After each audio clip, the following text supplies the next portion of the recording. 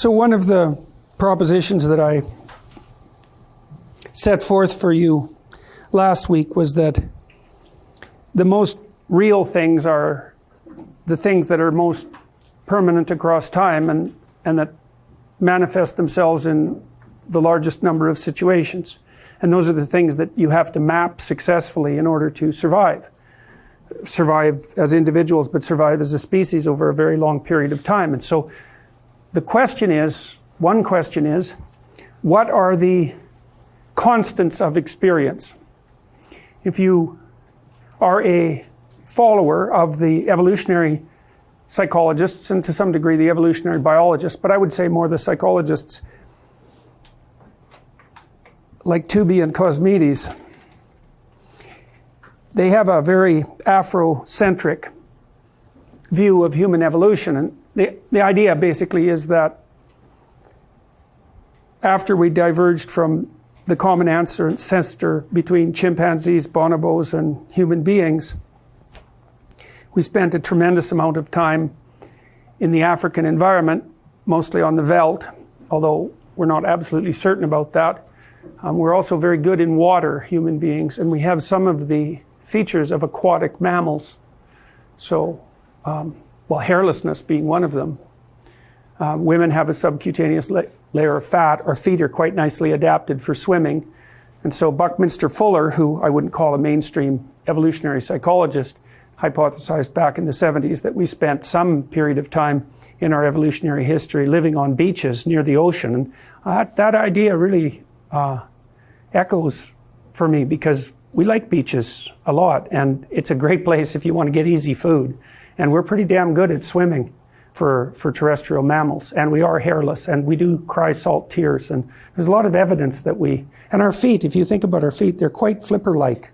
I know we stand up and all that and walk, so that's part of the adaptation, but we're pretty good at swimming.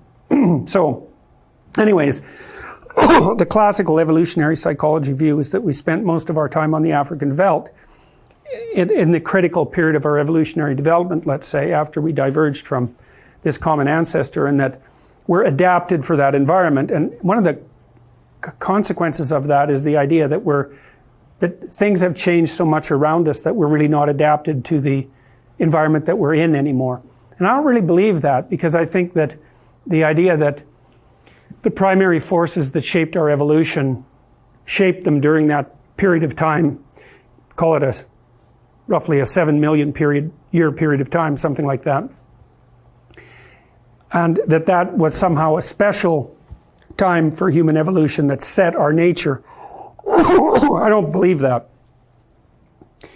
I mean, it's true to some degree, but it's more useful to view the evolution of human cognitive processes over the entire span of evolutionary history and not necessarily give preference to any particular epoch. And I certainly believe that the idea that we're no longer adapted to the environment because of our rapid technological transformations is simply not true. And the reason I think that it's not true is because the fundamental constants of the environment, let's say, or it's more the fundamental constituent elements of being, I think that's the right way to think about it, they're the same. They haven't changed a bit. And there's no way of changing them, as far as I can tell, without us being radically and incomprehensibly different than we are. And, you know, with the rapid rise of artificial intelligence and robotics and all of that, it's certainly possible that in 500 years we'll be so unlike the way we are now that we won't even be the same creatures. I don't think that's a particularly great outcome, but it's certainly possible. So what are the fundamental constituent elements?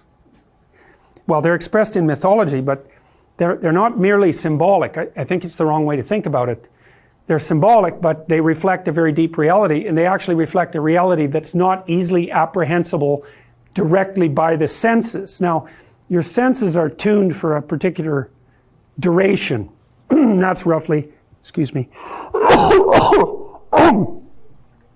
that's roughly the duration that you live, let's say, but more importantly, it's the duration, whatever that duration is, across which meaningful actions take place. And we kind of have some idea of what that duration is. You know, if you look at a computer screen, if it has a refresh rate of less than 60 hertz, you can see it flickering, but above 60 hertz, you can't. It's uniform. And with movies, anywhere between 20 and 50 frames a second is enough to give you the illusion of continual motion.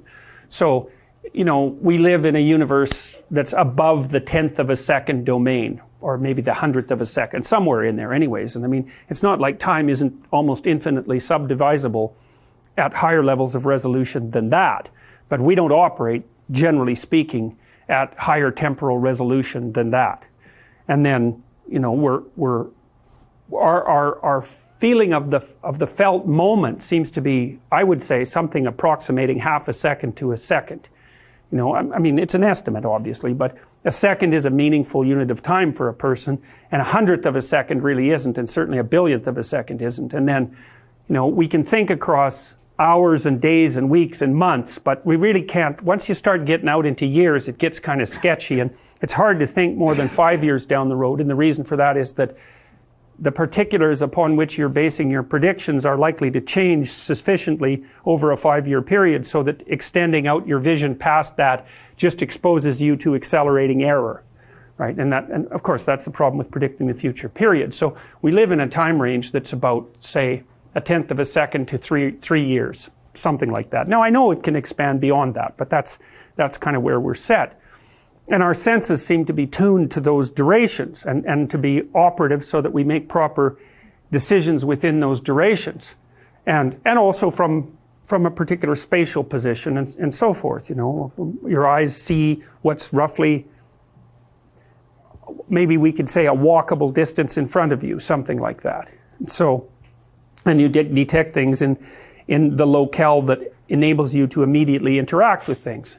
But it isn't necessarily the case that senses that are tuned to do that are also tuned to inform you directly about what the most permanent things about being itself are. I think that those things have to be inferred, and there's some supporting evidence for that kind of thing from psycholinguistics. There is a level of categorization that we seem to manifest more or less automatically or implicitly. So, for example, when children perceive animals, they perceive at the level of cat or dog. They don't perceive at the level of subspecies like Siamese cat or let's say Samoyed. You know, there's a natural, I can't remember what they call that, base category, something like that. It's usually specified by very short words that are easily learnable.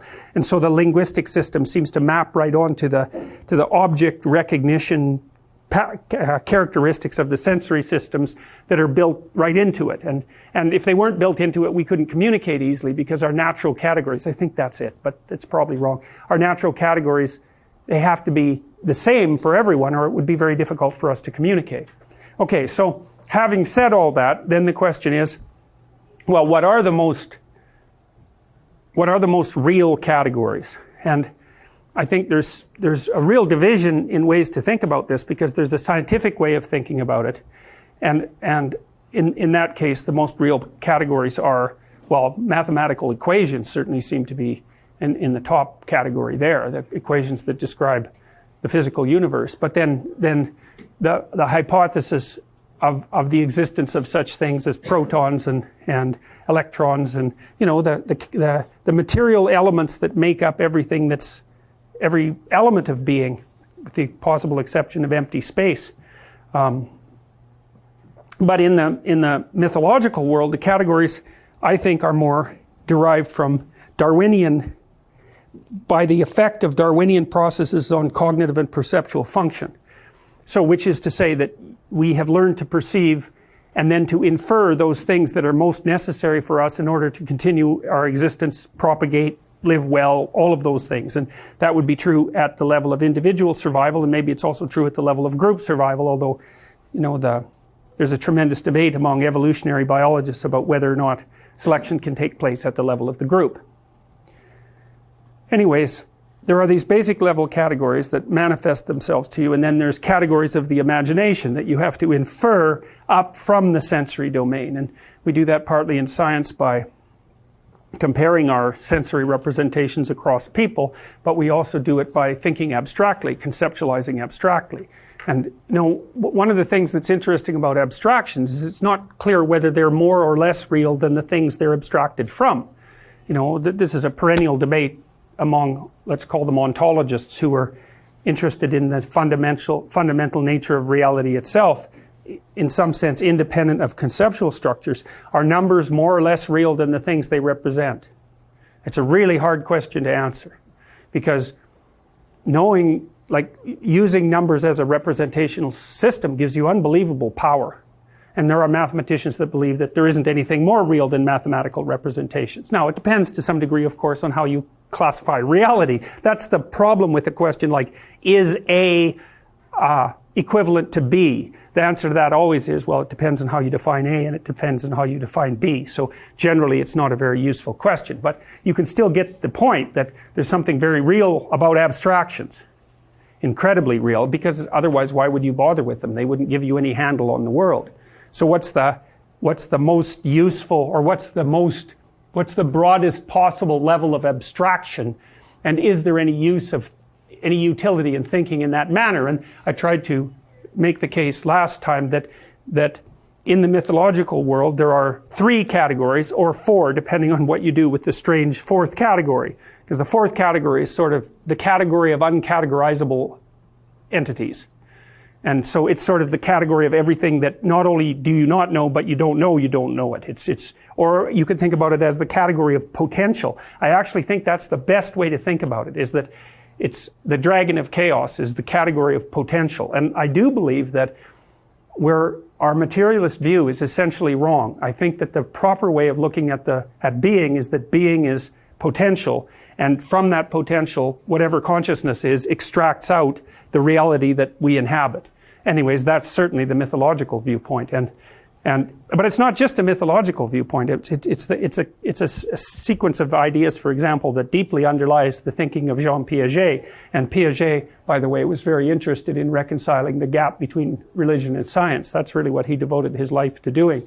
And there are other streams of philosophy, and I would say Heidegger, the phenomenologists, are thinking along lines that are similar to this as well, because Heidegger was concerned not with the nature of material reality, but with being as such.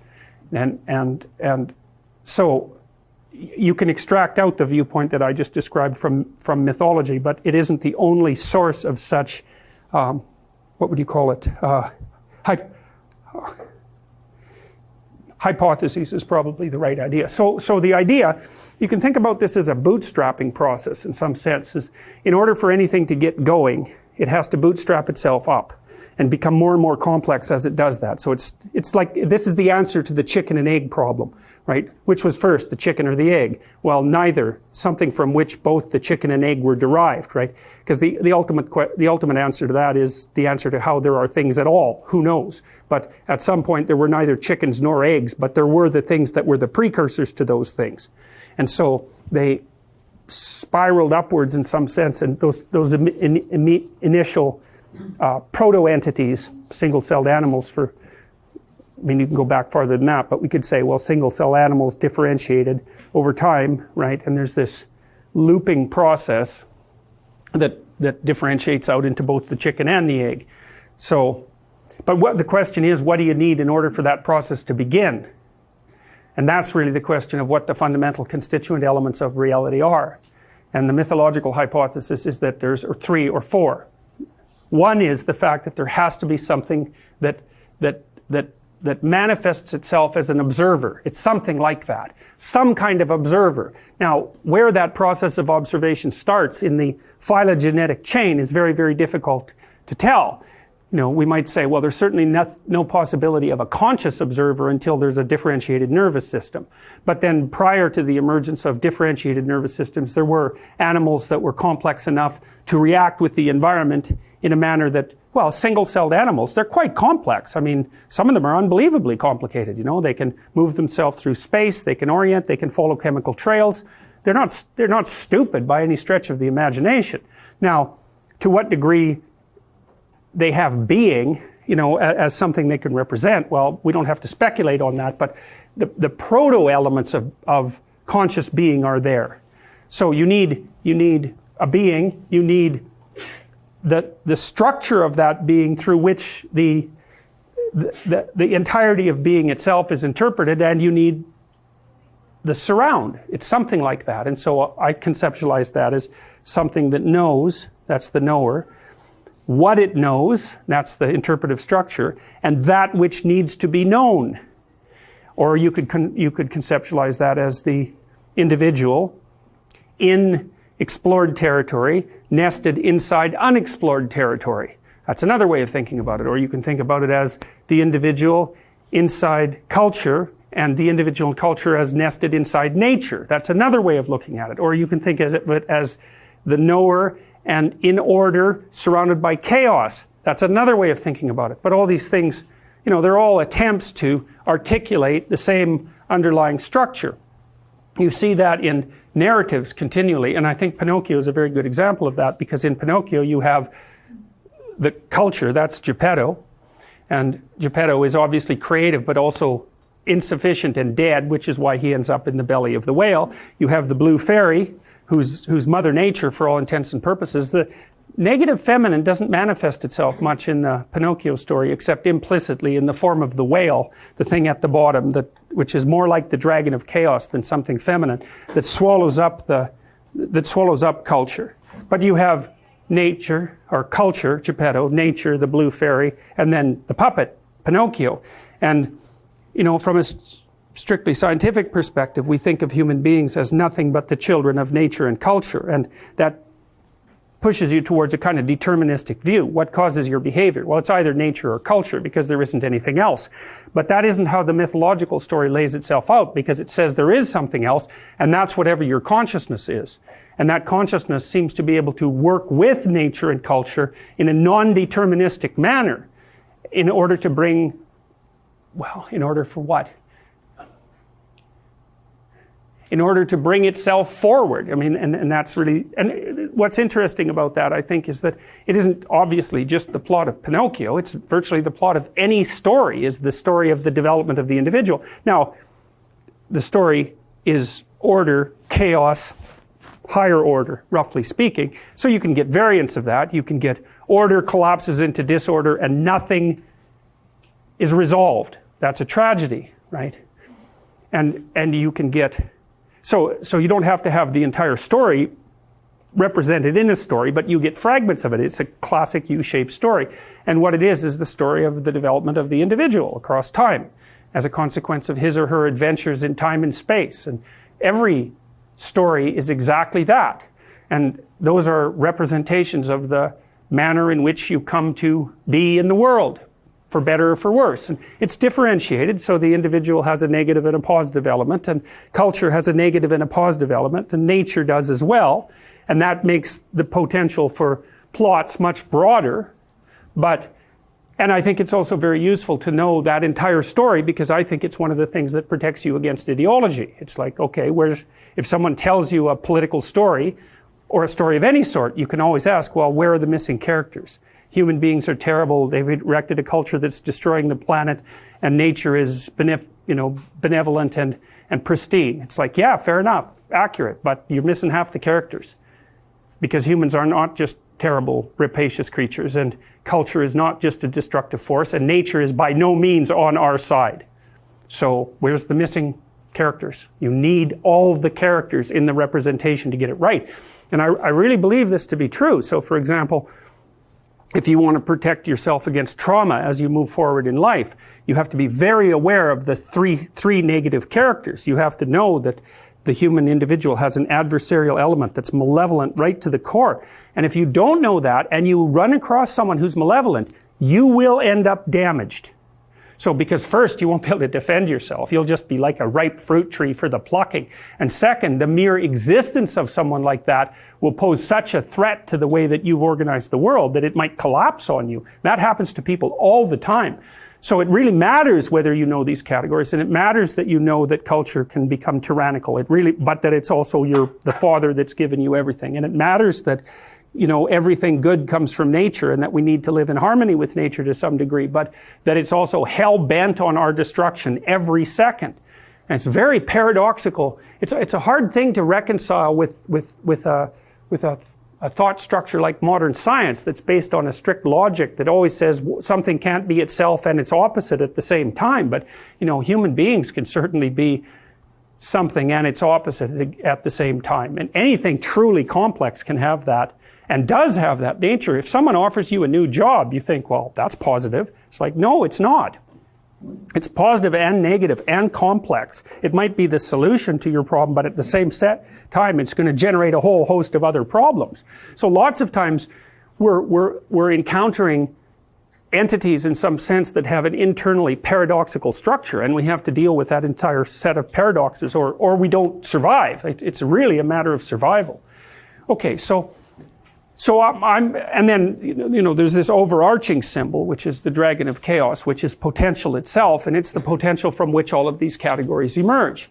And so the most abstract category of our imagination is that which is beyond our understanding, the category of that which is beyond our understanding. And that seems to me to be represented, because we can only use the representational structures that we evolved, is that it's represented in our paradoxical representation of the predator and the treasure that lies beyond the perimeters of our safe societies.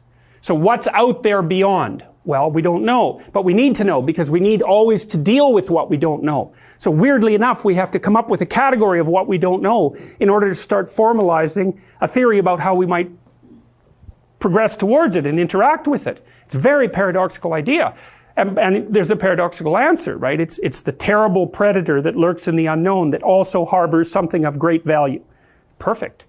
Perfect. That's exactly right. That's exactly right. And I think that is a reflection of the fact that human beings are predator animals and prey animals at the same time. So what's out there in the terrible darkness? Something that can destroy you, but also something that you absolutely need. So how do you prepare yourself for that? And that's the ultimate question of life. It's not how do you deal with death, although death is a subcomponent of the terrible unknown, I would say. It's how do you deal with that which is beyond your understanding, which is constantly manifesting itself in the world. And that manifests itself every time you categorize something and the thing escapes from the category. And that happens most in interpersonal relationships, because people are so damn complicated. You get them figured out and boxed in. You even make a contract that neither of you will jump outside the box, but you jump outside the box continually. And that's why a relationship requires constant negotiation and reconceptualization, because you do not exhaust the person with your perceptual categories. And of course, you don't exhaust the world with your perceptual categories ever. This is partly why the existentialists, they had this concept called alienation, and the idea was that human beings become alienated from their creative products. So, and here's why it happens. So, imagine Henry Ford makes the assembly line, right? So Ford has no idea what's going to happen when he makes the assembly line, because he's just trying to figure out a fast way to make cars, or he thinks that what he's making is cars. So he thinks he's making an assembly line for cars, and he thinks he's making cars. And you think, well, what's wrong with that? Well, first of all, the assembly line absolutely transformed the entire planet, right? Because it brought in the era of mass, cheap manufacturing. It's like it was way more than he thought it was. And then, did he make a car? Well, a car is something that hypothetically takes you relatively effectively from point A to point B. It was really a replacement for the horse and buggy. I mean, the first cars looked like that. They were horseless carriages. Well, did he make a car? Well, it's hard to tell what Henry Ford made. He made a very effective way for transforming the atmosphere, right? And the fact that it also happened to take you from point A to point B might be just completely irrelevant compared to the fact that it was the internal combustion engine and its rapid distribution completely changed the constituent, the fundamental chemical structure of the atmosphere itself. It completely transformed cities. It blew out the rural community. Everyone moved to the cities, right? It made all the cities built around the automobile. But then it had this tremendous political and economic significance too. So, I mean, part of the reason that, because you think, well, a car is a way to get from point A to point B. But no, it's not a machine. It's also the embodiment of an idea. And it's a very strange idea. A collectivist society would have never invented the car, because the car is predicated on the idea that you could own a conveyance that would get only you from somewhere to somewhere else without ever asking anybody for any permission. And so the funny thing is when you build something like that, those presuppositions are built into it. And then when you export that, say to Soviet Russia, they can't just take the car and leave the political implications behind. The car, the mere fact that you step into one and drive it, is an indication that you're accepting the political, ideological presuppositions that are part of the fact that that thing even exists. And so, well, that's alienation. It's like, even something you make, you think, well, you have control over what you make because you've made it. You understand it. It's like, no, you don't. You understand a tiny fraction of it. You launch it out in the world, man, and the snakes inside of it, the hydras inside of it, multiply their heads massively, constantly. And you can't really keep track of it. And so even in your relationship with created entities, you still see the reemergence of this underlying fundamental substructure, right? Even inside, it's the Garden of Eden. There's always a snake inside the thing that's walled in. Always, always, always. Even God himself cannot get rid of the snakes in the garden. And partly what that means is that, the garden is a conceptual system. It's the conceptual system within which people exist. That's Eden is a walled garden. Paradise means walled garden. And it's walled because a walled garden is where people live, because the wall is culture and the garden is nature, and we always live in a structure that's an amalgam of nature and culture. So we set it up so it's paradisal, as long as we're unconscious, but we can't manage it because there's always something chaotic that's coming in that we will interact with. That's human beings. You put a snake in the garden, it's the first bloody thing we're going to talk to. And for better or worse, it makes us conscious and awake. It makes us aware of our mortality. It does all sorts of terrible things to us, but that doesn't matter because that's the path that human beings have, chosen? Because that's the implication in that story. And it's a very difficult thing to answer because we certainly choose each other for self-awareness and consciousness and intelligence. And I don't, if you're choosing a mate, there's an arms race in human beings. We're choosing intelligent mates, that's especially the case for women in relationship to men. So that the idea that that's a choice, well, that's partly why it's Eve that makes Adam self-conscious in the Garden of Eden, right? She offers him the apple. She's the one that makes him self-conscious. And I think that's actually accurate because the evidence from the evolutionary biologists is that female sexual selection was one of the driving factors that differentiated us from chimpanzees. It's a major factor. Chimpanzee females are not selective maters. They go into estrus, they'll mate with anything. What happens is the dominant males chase the subordinate males away, and so they end up leaving more offspring, but it's not a consequence of selection on the part of the females. In human beings, it's completely different. Concealed ovulation and intense selection pressure from women on men. You have twice as many female ancestors as you have male ancestors. And people can never have a hard time working that out arithmetically, but it's not that problematic. You just think on average every woman had one child. Half of men had none and the other half had two. And that's approximately correct if you average across the entire history of human sexuality. So human males in particular are subject to vicious selection pressure on the part of females, and I also think that's partly why nature is represented symbolically as female among human beings, because after all, nature is what selects. There's no better definition of nature than that which selects.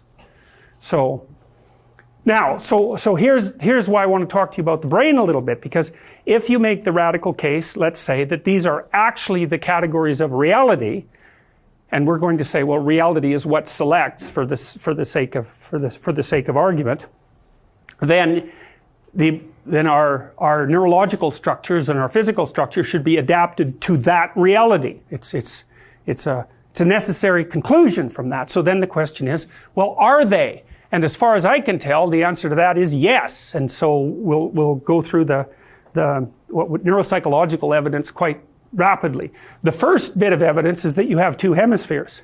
Why? One deals with the unknown and the other deals with the known. That's Alcone and Goldberg. That's hypothesized completely independently of any of this underlying mythological substructure, which is a really important thing to note, because if you're trying to determine whether or not something is true, valid, if the constructs upon which you base your thinking are valid and true, there's rules for doing that, and one of the rules is you have to be able to detect the existence of the categories using multiple methods using multiple methods. It's the multi-method, multi-trait matrix, technically speaking. It was established as a technique by two psychologists named Cronbach, C-R-O-N-B-A-C-H, and Meehl, M-E-E-H-L, Paul Meehl, back in the 1950s, when psychologists were trying to figure out how do you determine if something actually has an existence, like anger or anxiety, as something that you could study scientifically. And the answer is, well, you have to be able to measure it multiple ways, and all those measurements have to read the same way. And then the question is, well, what do you mean by multiple ways? Because is sight and hearing different? Well, somewhat, and somewhat the same. But you make them as different as you can manage, let's say. And our sensory systems are quite different. Smell, molecular signature, sound is auditory pressure. You need a gas around you or some liquid in order for that to occur. Sight uses light. We're using different inputs that converge and allow us to say, well, if we get convergent information across these multiple measurements, then we'll assume that the thing we're perceiving is real. We even extend that in science, because we say, if you take your multiple measurement system and you take your multiple measurement system and then you compare them, we'll only allow what's constant across both those comparisons to be real. And so that's the multi-method, multi-trait matrix process, essentially. And my sense is that, so I think that the pattern that I'm describing to you has manifested itself evolutionarily. It manifests itself in the neurological space, and it manifests itself in the conceptual space. And the probability of all three of those things happening at the same time without there being something valid there is lessens with each level of interpretation you manage to stack on top of one another. So that's the method. Well, so let's think about the brain a little bit, and I'll tell you a little bit about how the brain works. And a lot of the stuff I'm telling you right now is quite old, actually. Most of it was worked out in the 1980s, but it's been remarkably stable as far as I can tell. In some sense, we're filling in the details, and not in every sense, but in some sense, we're filling in the details. Okay, so this is from Alexander Luria, who was the greatest, perhaps the greatest neuropsychologist who ever lived. He was a Russian, worked mostly after the Second World War, mostly on people who had brain damage, and he was interested in trying to outline the overarching picture of brain function. And so he did that partly by looking at its function, but also partly by looking at its structure, trying to get both of those things working simultaneously. And so we'll go through a brief picture of how the brain works. And so one of the ways so you can look at the brain from front to back, and you can divide it roughly into two sections. And one section has to do with sensory processing, and that's roughly the back half. And one section has to do with motor output. Now, those things aren't as clearly differentiated as you might think, because there's very little sensation without motor output. Maybe the closest to an exception is smell, I would say, but you at least have to breathe in, and when an animal is actively searching out a scent trail, it's breathing in. So it's using its motor output constantly to modify the sensory stream. It's really difficult to dissociate the two. And when you're looking at something, it kind of feels to you like you're a passive recipient of sense data, but you're no such thing. Your eyes are moving back and forth in multiple ways all the time, including the ways that you can control voluntarily. So there's multiple involuntary systems that are moving your eyes in multiple ways. And really what you're doing is feeling the array of the electromagnetic spectrum with your eyes. You're feeling it, and you're actively exploring it. You're not a passive recipient at all. So even in sensation, you can't purely pull sensation out from motor processing and say, I'm getting untrammeled, unbiased sense data. Because you can't look at something without focusing, and you can't focus without wanting to look at something. You can't just lie there you could with your eyes half crossed, but that's sort of like, imagine you dropped a video recorder from an airplane and it just spun around in an unfocused manner. Well, that's the world sampled randomly. What are you going to do with that? Nothing. And you're concentrating on the auditory stream constantly and segregating out some things and suppressing others. Like if you listen in the classroom, you can hear probably 4 or 5 different types of mechanical noise going on at the same time. most of the time in the classroom, that's silent. You don't hear it, like you don't hear your fridge except when it turns on or off, right? You zero that out. And so you're very selective in your perception. So you can't really technically separate out motor output from sensory input. And that's really useful to know because it destroys the idea that you're just that there's a world of sensation out there that's imprinting itself on you, and that's how you get your information, which is really that's the fundamental presupposition of the empiricists, of the raw empiricists. There's a world of sense data out there, you sample it randomly, and that's what informs you. It's like, yes, except that you're always an active harvester of the information. So you can't get rid of the interpretive structure a priori. That was Immanuel Kant, by the way, who first established that in his Critique of Pure Reason. You can't get away from the fact that you're actively harvesting the data. So you can say, well, where does human structure come from? The sense data. That's sort of the blank slate idea. It's like, no, wrong, because a blank slate cannot process information. You're actively engaged right at the beginning. So that's another example of the knower and the unknown, working in this cyclical manner, because you interact with something, you divide it up into you and the world, roughly speaking. And I mean, you really make it that way because you build yourself out of the information. And then, of course, that makes you a more differentiated processor with a broader range of skills. Then you interact with the unknown again, you gather more information, it differentiates the world, it makes you a more differentiated harvester, and then, so it's just continually cycling. And that consciousness, the logos, the knower, is that thing that's doing that harvesting. And you can never say it's not there. Now, what happens is that it's in its nascent form to begin with. Low resolution nascent form. Low resolution knower, low resolution category system, low resolution world. But that's enough to kickstart it and to start it differentiating. And that happens as you develop as an individual, because you start out as a single-celled organism for all intents and purposes, a very low resolution thing in a very low resolution world, and that differentiates itself across time, but exactly the same thing happened over evolutionary time. So there isn't a time when those three elements aren't there for all intents and purposes. They're always there. They're permanent. Okay, so anyways, back to the brain. Sensory unit, that's the back half, roughly speaking. Huge chunk of that is devoted to visual processing in human beings, right? Most animals organized around smell, not us. Somewhat, still, because smell is a very powerful evoker of memories, and it has a direct relationship with emotional systems, because you need to know if something is edible or inedible, terrible or good, very, very rapidly. But human beings are organized around vision. So we have a massive amounts of our cortex devoted to differentiated visual processing.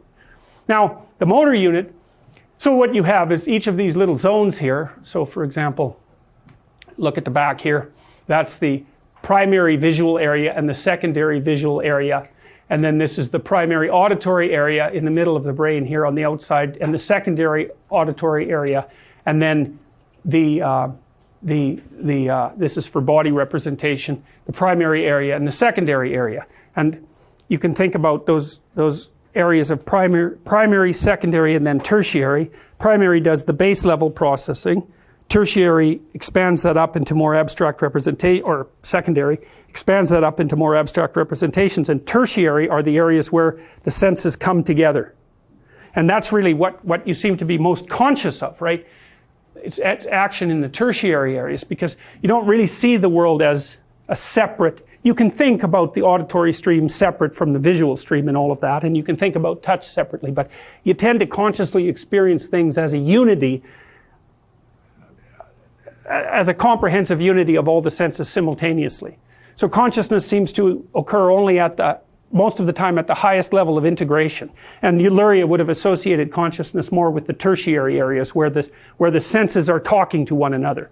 Now, it's more complicated than that, because there's obviously subcortical structures all the way down to the spine that are involved heavily in what consciousness is. It's not merely a consequence of cortical activity.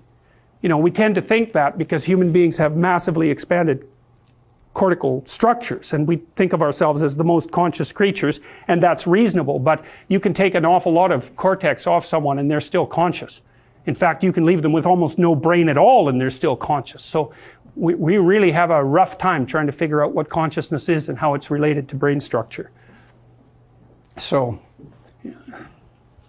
anyways, so that's the sensory unit. And then the motor unit, you have the primary unit, the secondary unit, and the premotor, or the prefrontal cortex. And the prefrontal cortex is particularly huge in human beings. So imagine that it's this primary and secondary areas that allow you to first of all to act voluntarily, and then to play around in some sense with your actions. You know, like imagine that you're a child building with Legos, and you can think with the Legos without really having to think abstractly, right? Because you can play around and build different sorts of structures, and so you can think at a level of motor output without having to depend on abstraction.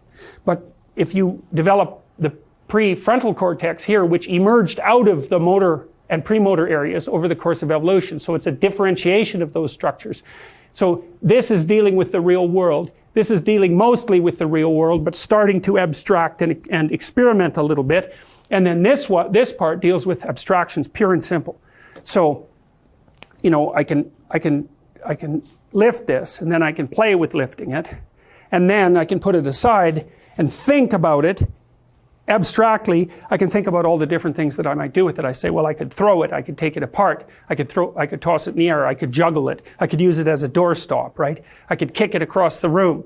And so basically what I'm doing there is I'm using my prefrontal cortex to generate an abstract representation of the world, and then to plot out motor strategies before implementing them.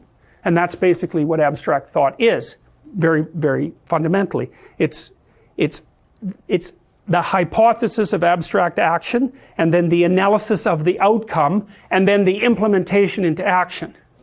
And I think that there's something about that that actually defines the difference between intelligence and conscientiousness. Because weirdly enough, you know, the correlation between intelligence and conscientiousness is zero. No relationship whatsoever. Which is quite strange, because conscientious people plan and so forth. But I think what it is that intelligence is an indicator of the effectiveness of abstraction, and conscientiousness is an indicator of the probability of implementation. And those are very, very different problems. And you don't just go from abstraction to implementation, because if you did, you wouldn't be able to think, right? The thinking has to be torn away from the implementation, or what you're doing isn't thinking, it's just acting. So I think that accounts for the psychometric independence of those two phenomena.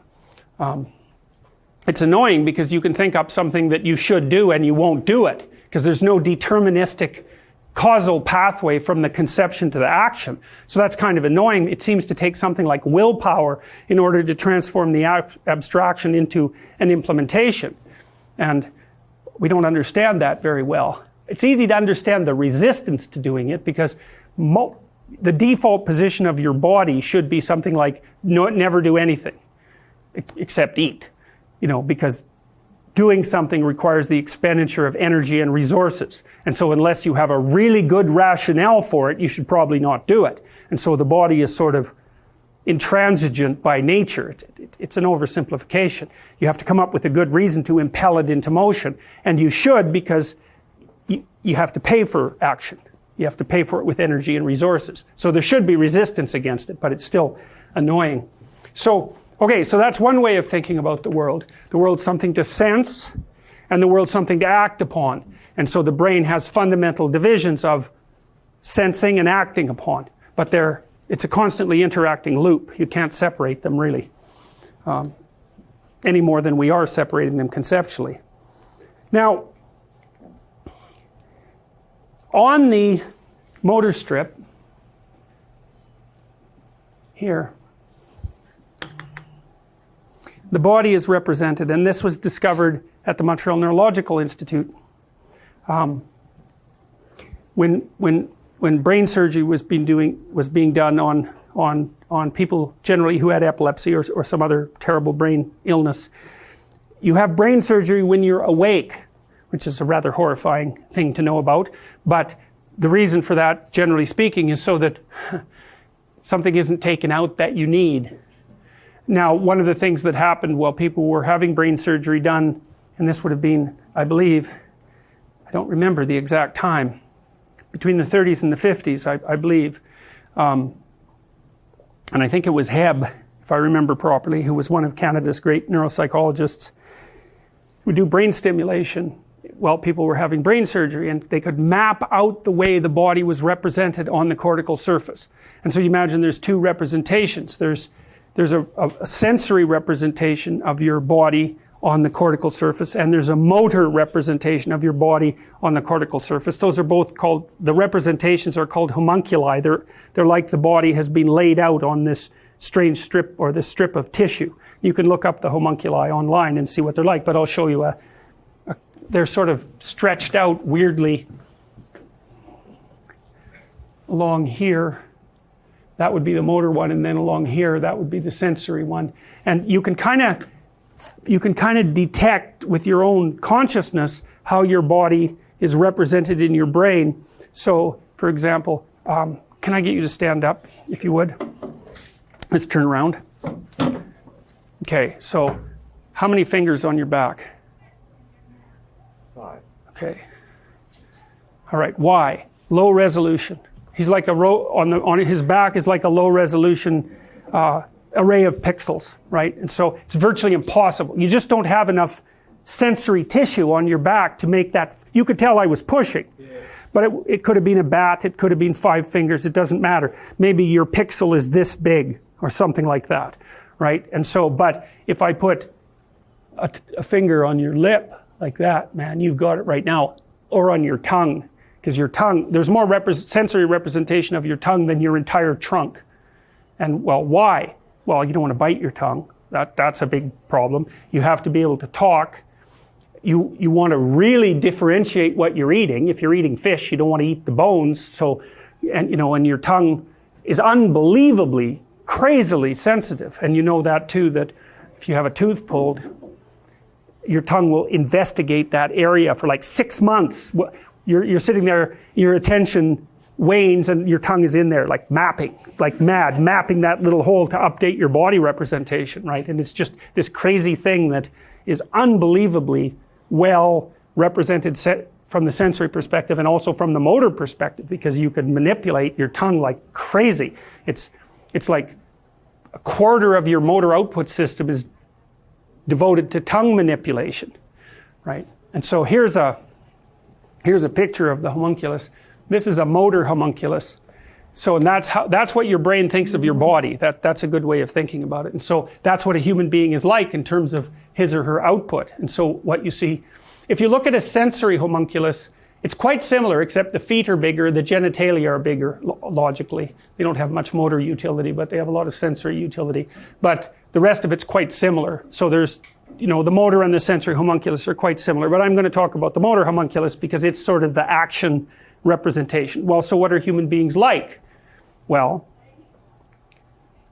we're all hands. That's the first thing. And if you do that, it's unbelievably high resolution, your fingertips that's sensory. But we can manipulate our hands like crazy, like they're unbelievably articulated, right? And that's the thing that makes us able to change the world. It makes us what dolphins aren't. And so a huge part of our brain is devoted towards being able to move our hands. That enables us to take things apart and put them together. And then once we learn to take things apart and put them together, we can talk about how we do that. And that's a lot of what we're doing. And that's the hands and the mouth and the tongue, roughly speaking. Here's how I took something to get apart, chaos. Here's what I made out of it, order. Here's how I did it. And then you receive that, and you're happy about it, and then you can do the same thing. And that's imitation facilitated by language. It's like, here's what I did with my body. I'm propagating it across space. You're taking it, mapping it onto your body. Now you can do the same thing. Yeah, and that's, it might be simple, like this is how you pick up a rock, but it might be complicated, like here's how you go after the dragon of chaos, right? And so it sort of maps onto that hierarchy, this thing that we've talked about in some detail. When you're telling a story to people, when you're informing them about something, you can talk to them at a very high level of resolution, which you do with your child. Here's how you slice up some broccoli, right? But then you move up the abstraction and say, here's how you act like a civilized person at the dinner table, right? And that's part of being a good person. So you can tell stories about, I just went and saw Logan, which I really liked, by the way. It's super violent, but I really did like it. It's got a very elegant mythological structure, which is not surprising. But there's a scene in this Logan movie, it's not a spoiler, he has this child with him who has who's been raised roughly in a laboratory, and she has absolutely no table manners. And so they're sitting at a dinner with some people that they've run into, and she's, eating like a total barbarian, and of course everybody's eyebrows are raised, like, where did this person come from? So the fact that high order behavior isn't there is something that's of extraordinary interest to everyone.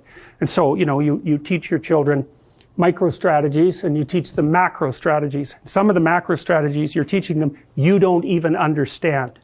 Because you know the strategies, they're built into you because of an evolutionary process, roughly speaking. And you say things like, it doesn't matter whether you win or lose, it matters how you play the game. And you don't understand what that means, although you know it's right. And you try to act that out for your children, and they incorporate it in their action, even though they can't represent it. They cannot come up with a fully articulated representation of what that means. And so they're like children, the Piagetian children. Children can only play by themselves to begin with, while they're integrating themselves internally. Then they start to play in parallel with other children. So you're two. You play your game, that child plays his or her game. A little interaction, but you can't unite the games.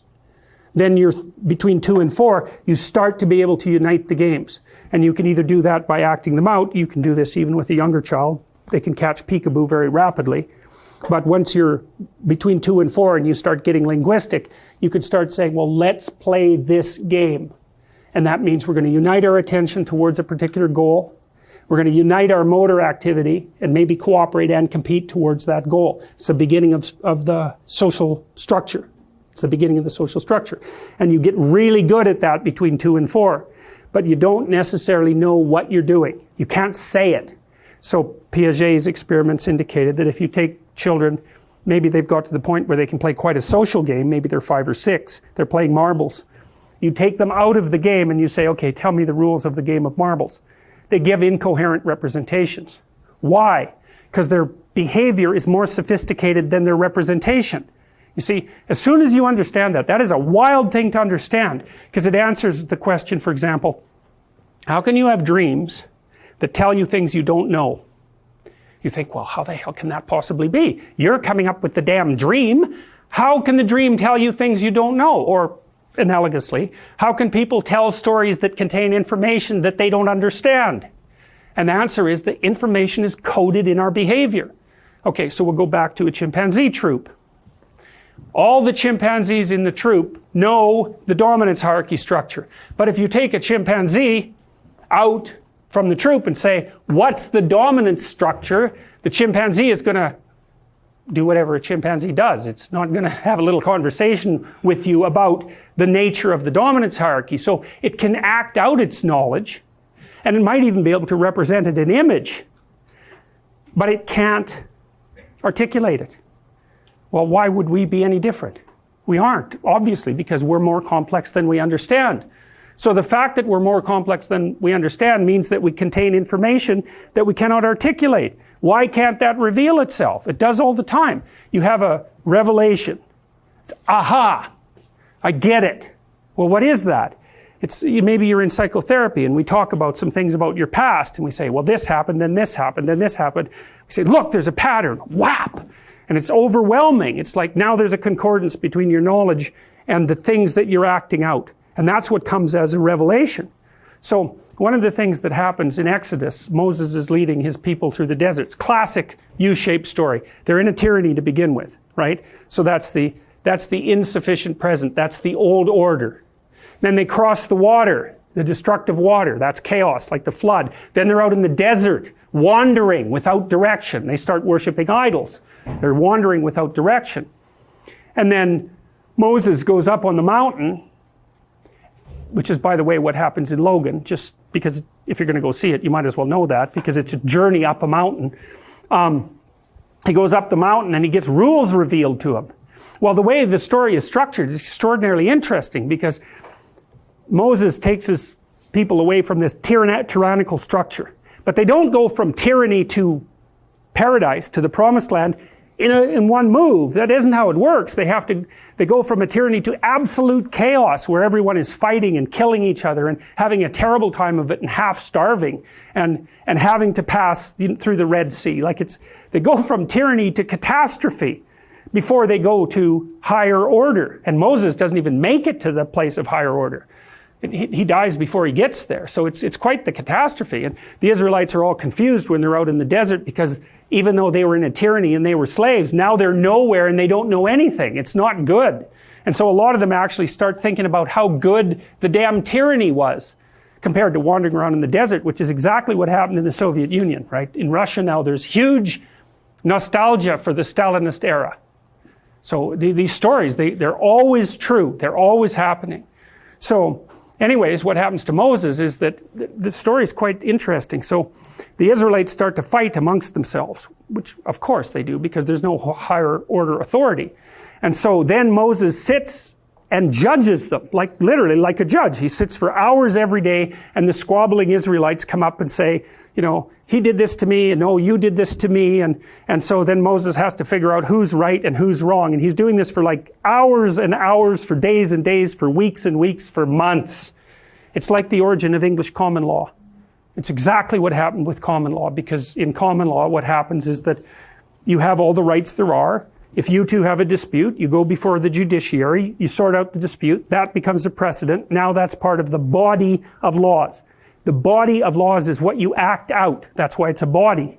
Well, that's what Moses does. So he's sitting there making judgments, very, very finely tuned, discrete moral judgments. You know how difficult that is when two people have a dispute to try to figure out how to mediate between that. You don't know who's lying, who's telling the truth. You don't know exactly what an acceptable solution would be. It's really ridiculously hard work. So he walks through this entire process of continual judicial intermediation. Then he goes up the mountain and what does he get? A tablet of rules. Well, why? Well, he spent his 10,000 hours investigating the structure of morality in a practical way. And it goes, bang! This is what we've been doing. These are the rules. It's not like there's no rules to begin with and those are imposed, because that wouldn't work. It doesn't work that way. You have to take how people are, extract out what the pattern of what they are is, reflect that back to them. Well, that's the story of Moses, and it's a myth, it's a meta story, it's a story about how rules come to be.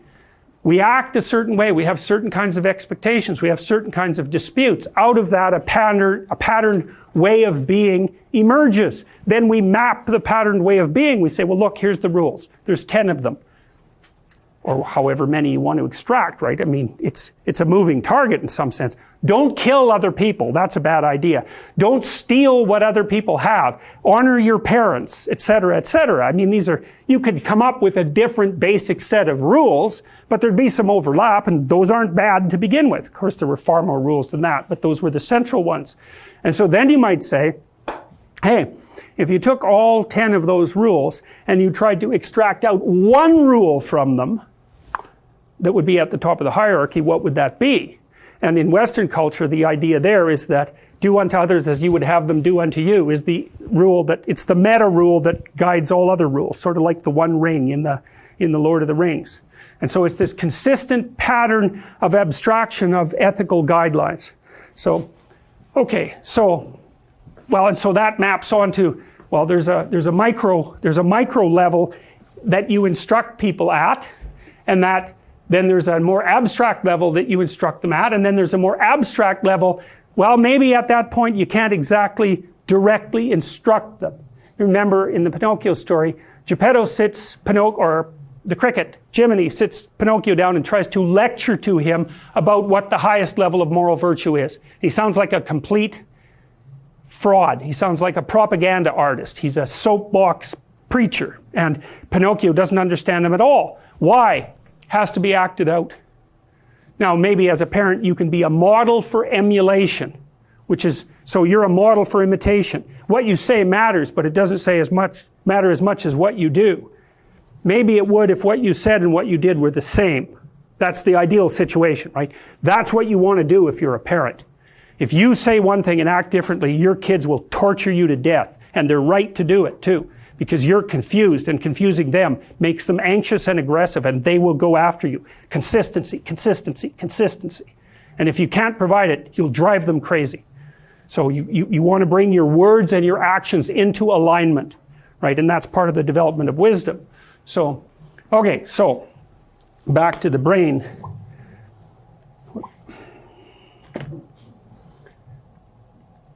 All right, so there's the motor homunculus. So now what I want to tell you about that is you just think about what this thing is like. It's taking the world apart and it's talking about it.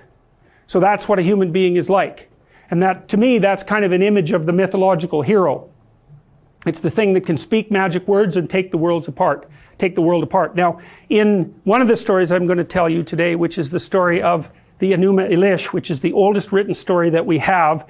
It's a Mesopotamian story, and it's from the same pool of stories that the creation account in Genesis was extracted. It isn't obvious what the temporal sequence was, but imagine there was a pool of stories in the Middle East that were of indefinite age, tens of thousands of years, and each of them were developed in a slightly different way, although the themes underneath were similar. There are great parallels between the Mesopotamian creation account and the first part of the creation account in Genesis.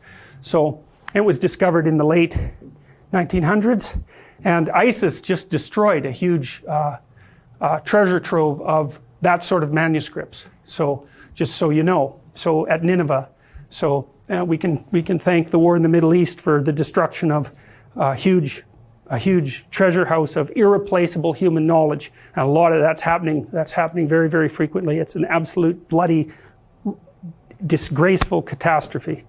So anyway, so you know, that's the human being. Lips, tongues, hands, and the face. Your face is also extraordinarily amenable to voluntary manipulation. So you can learn to move single neurons in the tissue underneath your eyes.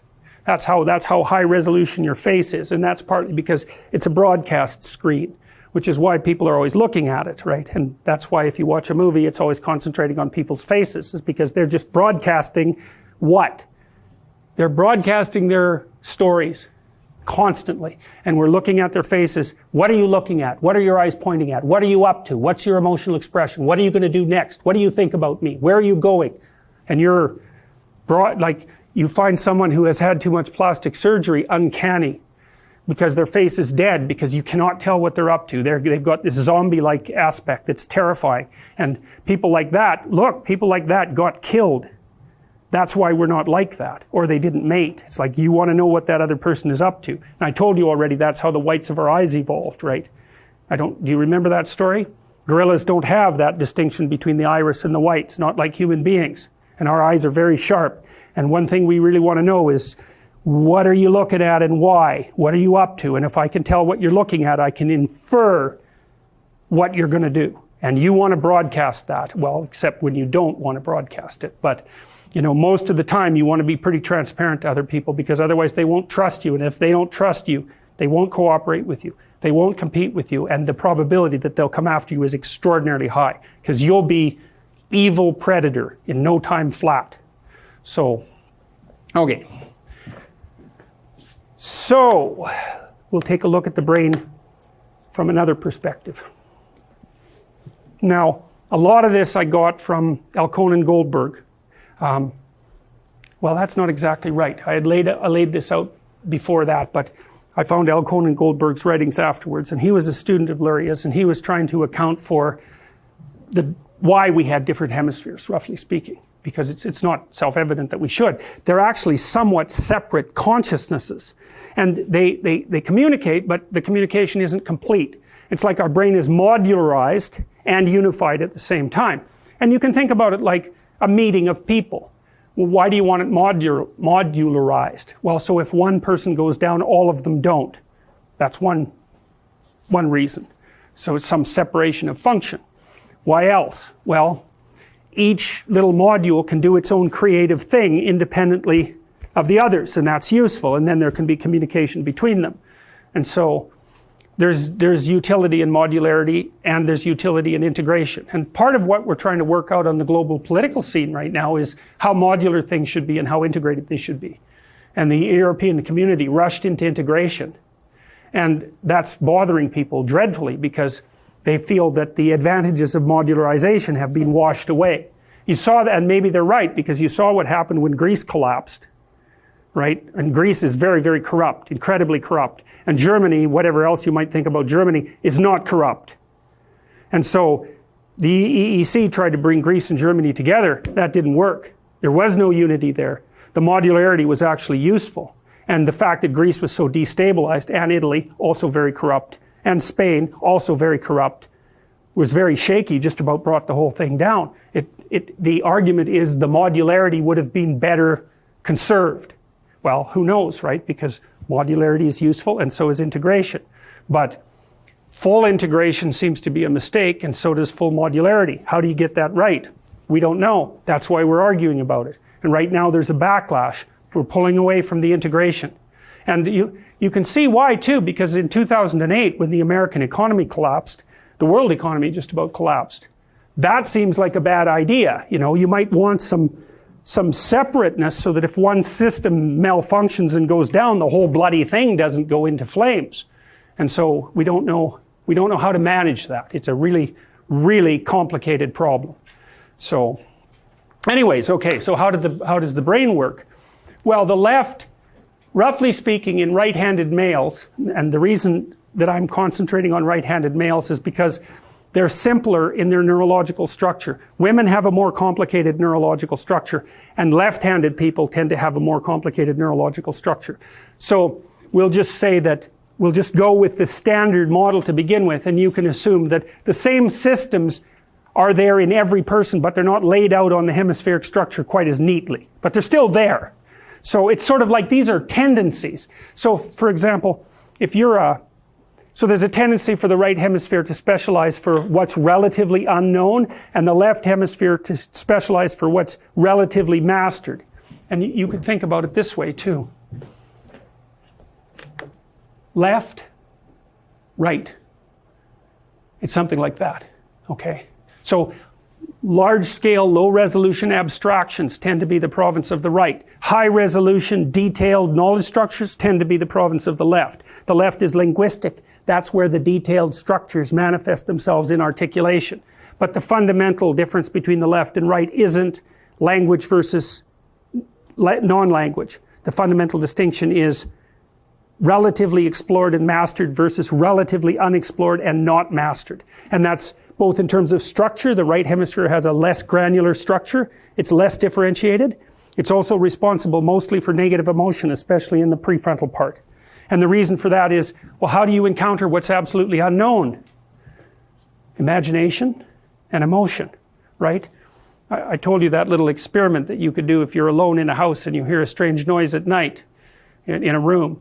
Just turn off the lights and put your hand in the room. It's like your brain will just flash off monsters like mad. You know, you'll be nervous because what's in that room? Something to make you nervous. That's a very low resolution category, right? It's like, it's some indeterminate manifestation of the category of things that might hurt you.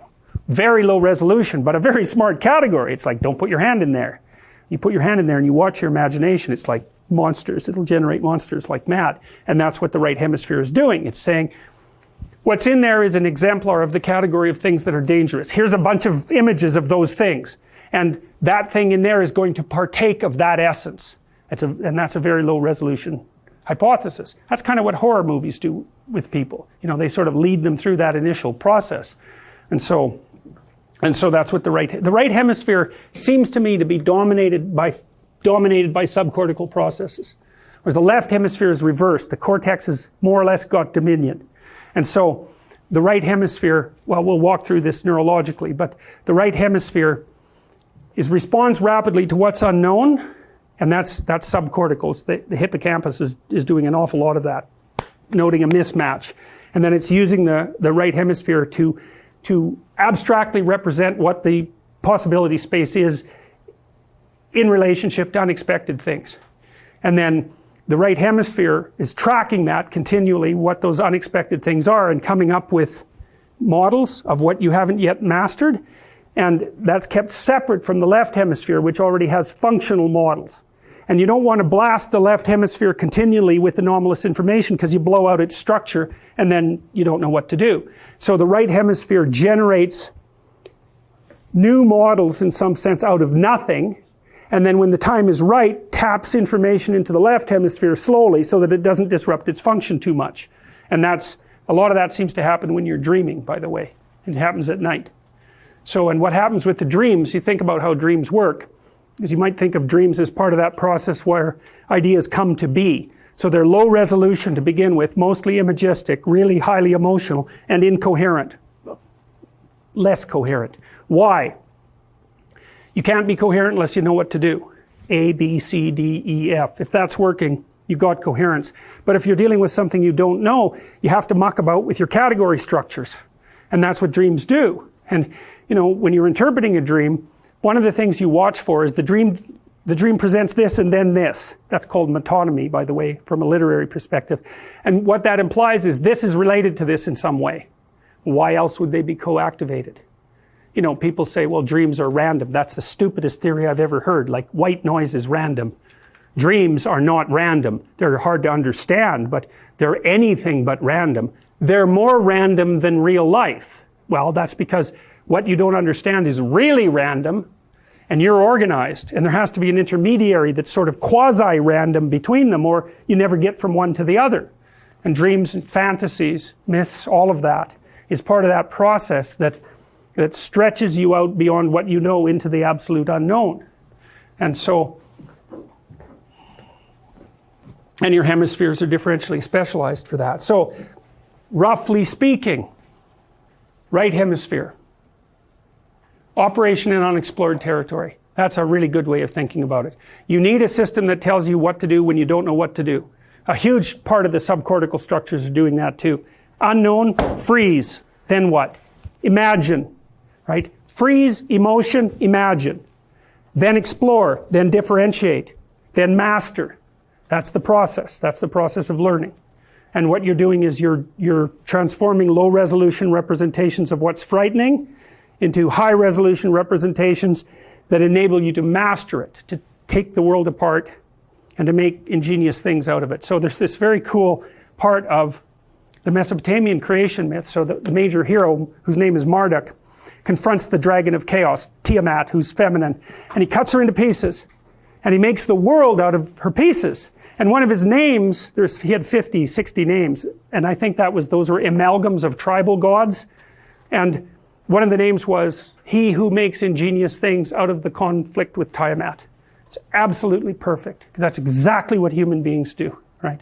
We confront that terrible predatory potential that lies outside our domain of experience, and we make ingenious things out of it, and then we talk about how we did it, and then we model how we did it, and that's the basis of our ethics and our morality. And the way that ties into, think about, one of the things we talked about was that the mythological hero was a representation not of the being that was at the top of the dominance hierarchy, but of the being that was at the top of the set of all possible dominance hierarchies. Okay, so here's a cool equation. The hero who goes out into the unknown to make contact with the dragon and to bring back the treasure is the same thing that wins the battle across sets of dominance hierarchies. And that's how the two things come together, right? It's so brilliant. It's so absolutely brilliant. And so it's the mythological hero.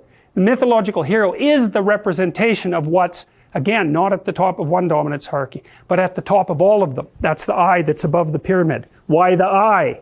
Because it pays attention. And that's what you do. Like, none of this is not fiction. It's meta-truth. It's the right way to think about it. Look, let's say you're socially anxious. Okay, so what happens when you're socially anxious? You go to a party, your heart's beating. Why? The party is a monster. Why? Because it's judging you. And it's judging you, it's putting you low down the dominance hierarchy, because that's what a negative judgment is. And that interferes with your sexual success. And that means that you're being harshly evaluated by nature itself, right? So you are confronting the dragon of chaos when you go into the social situation. And so what do? you're like this, right? You hunch over, and that's low dominance. I'm no threat. It's like, well, that's not going to get you very far. You know, but that's a logical thing to do in the face of a tyrant. So I'm no threat. You know, you look at the king and you're dead. I'm no threat. I'm hunched over. And then what's happening internally? What are people thinking about me? What are people thinking about me? Am I looking stupid? Am I looking foolish? Geez, I'm awkward. I hate being here. Man, I'm sweating too much. It's all internalized, right? It's all self-focused. The eye isn't working. What do you tell people? Don't stop thinking about yourself, because you can't. It's like, don't think of a white elephant. White elephant, white elephant, white elephant. You can't tell someone to stop thinking about something because they get caught in a loop. What you do with socially anxious people is you say, look at other people. Look at them, right? Why? Because if you look at them, you can tell what they're thinking. And then unless you're terribly socialized, and some people are. Some people have no social skills. And so the reason they can't go to a party is because they don't even know how to introduce themselves. Like no one ever taught them how to behave. And so they're really good candidates for behavior therapy, because you walk them through the process of how you actually manifest the procedures that are associated with social acceptability. But most people aren't like that. They have the ability. So if they're really introverted and high in neuroticism, they can usually talk quite well to someone one-on-one. Why? Because they look at them. Well, if I look at you, it's another thing to do if you're ever speaking to a group of people. Never speak to the group of people. That doesn't exist. You talk to individuals, and then they reflect for you the entire group, because they're all entrained. So you look at one person, they broadcast to you what everyone's thinking, and you know how to talk to one person. So it's easy. So as soon as you focus on the person, not you, you push your attention outward, use your eye, you push your attention outward, and you start watching. Well, then all your automatic mechanisms kick in, and you stop being awkward. Because if we're talking, and I'm looking here, I don't know what you're going to do next. And I'm going to put disjunctions into they're like bad chords in the melody of our conversation. And the reason is I'm not paying attention. So that's why the eye is the thing at the top of the pyramid. It's like the thing that enables you to win the set of all possible dominance hierarchies is the eye. Pay attention. Pay attention. That's the critical issue. That's why the Egyptians worshipped Horus. That's why Horus was the thing that rescued Osiris from the depths. It's the capacity to pay attention. What do you pay attention to most? What your right hemisphere signals as anomalous. It attracts your attention. It's like, this isn't going quite right. I'm not looking at that. Wrong. That's what you look at. That's what you look at. What's not going right. Because that's the terrible monster that might eat you, but it's also the place you get all the information. So that's why it's useful to have discussions with your enemies, because they will tell you things you do not know. And that's such a great thing, because if you don't know them, well, you're not very smart, are you? You know, there may be a time when you go somewhere that's the thing you need to know. And maybe your enemy will tell you why you're such a fool, you know, and a bunch of other things that aren't true too. But even one thing that's accurate, it's like, yeah, thanks very much, man. Maybe I'll do some work on that, and I won't have to carry that forward. So, and then that's part of the reason, again, why the terrible predator, it's always the terrible predator that has the gold. It's like, it's the person who delivers the message you do not want to hear. So it's rough, but it doesn't matter. Life is rough. Okay, so how are these specialized? The right hemisphere, operation in unexplored territory. And that unexplored territory emerges whenever what you're doing doesn't work. You know, you can conceptualize it as that which is beyond the walls of the city. But the city is a category structure, abstractly put. There's no difference between the barbarians that invade the walled city and the things that happen in the world that damage your category structure. They're the same thing from a practical perspective.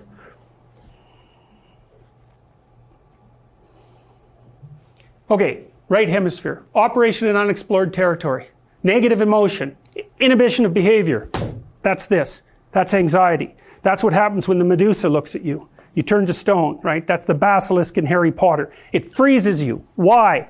You're moving forward according to a schema. if you're moving forward properly, you're getting to where you want to go and the schema is being validated simultaneously. I'm moving forward and the map is correct. Something happens that's unexpected. What should you do? Stop. What else are you going to do? You stop first. Then the predator can't see you, right? That's the freezing reaction of a prey animal. So it's built very, very deeply into you. Very, very old circuits do that. In fact, if it's a real orienting reflex to something that's anomalous, you'll go like this. And that's to stop the thing that will jump on your back from tearing out your throat. And that's really, really fast. It's almost as fast as spinal snake reflex circuitry. Extraordinarily fast. And that's conserved over an evolutionary span. That predator defense system is at the bottom of your cognitive apparatus. Everything's been built on that. Like, it's a low resolution pattern. A higher resolution pattern that's the same pattern is built on top of that. Then a higher resolution pattern that's the same pattern is built on top of that, and so on. But that initial architecture is duplicated across the levels of differentiation of the nervous system. And that's partly why these symbols can be so archaic and still be accurate. It's still the way the world works. Negative emotion, inhibition of behavior, image processing. Right, because thing about images is they're fast. A picture is worth 1,000 words. Okay, you get the picture. Get the picture is actually something you say to someone if you say, do you understand? Right, to get the picture is very, very fast. So the right hemisphere manages that. Holistic thinking, that's that low resolution thinking that generalizes across instances. Pattern recognition, pattern generation, and gross motor action. Yeah, freeze and get the hell out of there. That's gross motor action. The right hemisphere is very good at that. That's why if you're right-handed, if you're right-handed, you use your left hemisphere to manage the really fine motor details, right? You write with it. You write with it. And because that's very, very... If you're right-handed, you tend to use your left hand to open the top of jars, right? You use your left hand. That's a gross motor action. I mean, sometimes people are more lateralized than that, but the left hemisphere is specialized for the fine-grained things that you know very well. That's exactly it. Okay, the left hemisphere. Well, the left hemisphere, which is associated with positive emotion, by the way, that's specialized for operation in explored territory. So now what we might say is that you spend your whole life trying not to have your right hemisphere turn on. Because why would you want that? That's where the monsters pop up. So you stay in explored territory, but maybe you also tentatively expand its borders. And the left hemisphere seems to be involved in that too. So if you're curious about something, it's usually something minor enough so that it won't blow your entire category structure if you explore it. Now sometimes you get unlucky and you're like Eve in the Garden of Eden. You go have a little chat with this little snake that seems to be of no significance whatsoever, and it feeds you something, the apple, it feeds you something, and bang, everything falls apart, right? You collapse and you're out there in history. You're no longer in your old paradise. So activation of behavior. Yeah, well that's because positive emotion is associated with movement forward. Like if you're where you want to be and things are going well, then your behavior should be activated so that you go and get things. Now, one of the negative consequences of that is that if you're really in a good mood, really happy, you're going to be impulsive and make mistakes. Because you hear these dough-headed, that's a very minor word, people who are always pushing happiness as the key measure for successful existence. It's so ill-informed that it's embarrassing that even happens. Positive emotion makes people impulsive. Maniacs, for example, which is really, that's mania, right? Bipolar disorder. If you're manic, you're one happy person. Way too happy. Everything is great. Nothing but wonderful things that are beyond your imagination are going to happen to you, and they're going to happen fast. And so you're down to the mall to buy everything you can possibly get your hands on because you have 100 uses for everything. And then a week later, you crash into your depressive episode and you realize that you're $150,000 in debt and you've alienated everyone that you know. It's like that's untrammeled positive emotion. So how about no? A pure index of positive emotion is no way of determining whether or not a system is working properly, even your own system. You need a balance between positive and negative emotions. Plus, positive emotions are absolutely exhausting, because if you're in a manic episode, it's like, it's time to get everything good right now. Fine, but you won't sleep for a week, and then you die, because you just burned yourself to a crisp. And so to be overwhelmingly enthusiastic about everything sounds like a real blast, and I've seen full-blown manics, and they're having plenty of fun, but it is not a pleasant thing to behold. They're just all over the place. And, you know, yeah, it's really not good. It's really not good. You need a balance between these two systems, because the whole world isn't explored territory bursting with nothing but promise. That's not the world. The world is that in a bounded space, a little bit, with an absolute horror show going out around the periphery. And both systems need to be active in order to keep you balanced. People do, unfortunately, sustain damage sometimes to the left prefrontal cortex, responsible for positive emotion, or the right prefrontal cortex, responsible for negative emotion. And if you sustain right hemisphere prefrontal damage, it makes you inappropriately happy and impulsive, and your life just goes, you just spiral downhill, because you make nothing but impulsive decisions. And you know what the real world consequence of that is? You know, you get drunk and be impulsive for one night, you can learn what the bloody consequences of that are. You try living like that for a month, independently of IQ. That's the other thing that's so interesting. You can blow out your left prefrontal cortex and not suffer much of a decrease, especially in crystallized intelligence. But the fact that you're running on nothing but, your right hemisphere, you're running on nothing but positive emotion is going to auger you right into the ground. And then if you're perhaps even more unlucky and you lose the left prefrontal cortex, then you're permanently depressed. Because there's nothing but the unexplored manifesting itself. We know that if you take depressed people and you do EEG analysis, that they have predominant resting right hemisphere EEG activation. And so that's roughly, so why is this? Well, unknown territory, known territory. You think, well, is that real? Well, it's real enough, so that's how your brain evolved. That seems pretty damn real. So then we can think about it subcortically, and we might as well do that. This is mapped out on the hippocampus, most particularly by Jeffrey Gray, who is influenced by Sokolov and Vinogradova, who were also students of Luria. Jeffrey Gray used cybernetic theory that was developed by Norbert Wiener, which is an AI, he's the father of artificial intelligence, and some of that was actually integrated as well into Piagetian thought, because Piaget and Norbert Wiener and Luria, if I remember correctly, all went to the same conference back in the early 1920s, mid-1920s, and heard Norbert Wiener speak. So that's how cybernetic theory got built into some of these underlying theories and sort of manifested itself everywhere. So Gray uses a model very much like this, derived from cybernetic theory. And so here's the idea. How does the brain work? You have a target in mind. Then you act to manifest the target. You act to transform the world into the target. And then you compare the consequences of your actions to the target. And if they match, then that's a good thing. And if they don't match, then that's where negative emotion comes from. Okay, so how does that work? The hippocampus seems to be central to that. So it detects mismatch. So in the classic behavioral theory, so this would be Gray's theory, you have your expectations of the world. So that would be your model. And you have your sensory input, which is the real world. And then the hippocampus is mapping one onto the other, one from a top downstream, one from a bottom upstream, and saying match, match, match, match. And as long as everything matches, then the hippocampus, this is an oversimplification, keeps the subcortical emotional systems inhibited, because you don't need them, except for maybe mild positive emotion to keep you moving forward.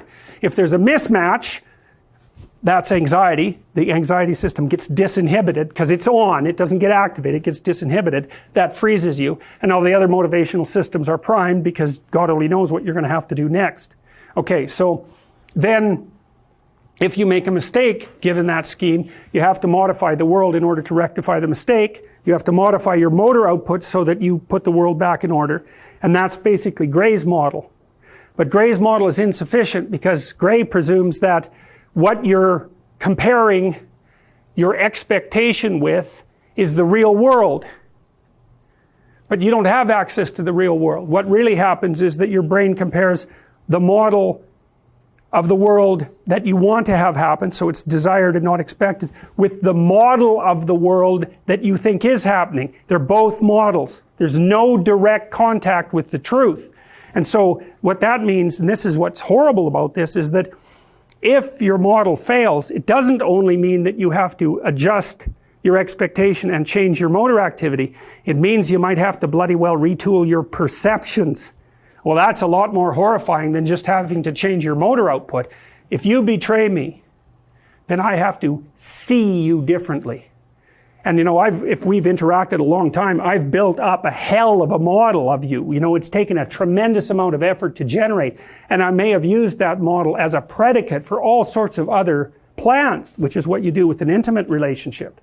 And so then if you do something that indicates a true mismatch, it isn't only that I have to adjust my actions. God only knows what I'm going to have to retool. I may even have to retool my perceptions of myself. I'm a lot more gullible than I thought I was, for example, and God only knows what the implications of that are. If you're close to me and you could do this to me, is that my flaw? And am I carrying that into other relationships? It's an absolute catastrophe. And so Gray actually underestimated the degree of severity of mismatch, because he only said, well, it was motor output and reworld adjusting that would have to be repaired, not perception. Because like most behaviorists, see, the behaviorists had this idea of stimulus, right? The stimulus produces the response. It's like, okay, what stimulus? Well, they never went there.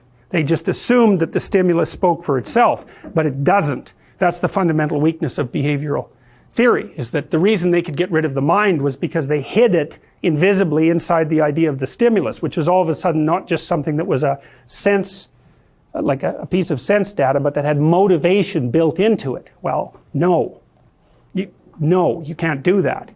The motivation, you can put the motivation in the object, but then it's no longer an object. It's something completely different. Okay, good. Let's stop there. When you come back, I'm going to tell you a bunch of stories, okay? So we'll break for 15 minutes. So imagine what happens when a civilization develops. And it develops out of an amalgam of tribal organizations. And so each of those tribes has their own god, which is their own sort of imaginative universe, and their attempt to make sense out of the moral landscape of being. And underneath all of those representations is a pattern. And the reason there's a pattern there is because all of those tribes are made up of people. And so there's going to be, it's like there's a domain within which variation is going to occur. So if we're going to set up a structure that works across time, it's going to at least be roughly predicated on the same structures that a dominance hierarchy is predicated on.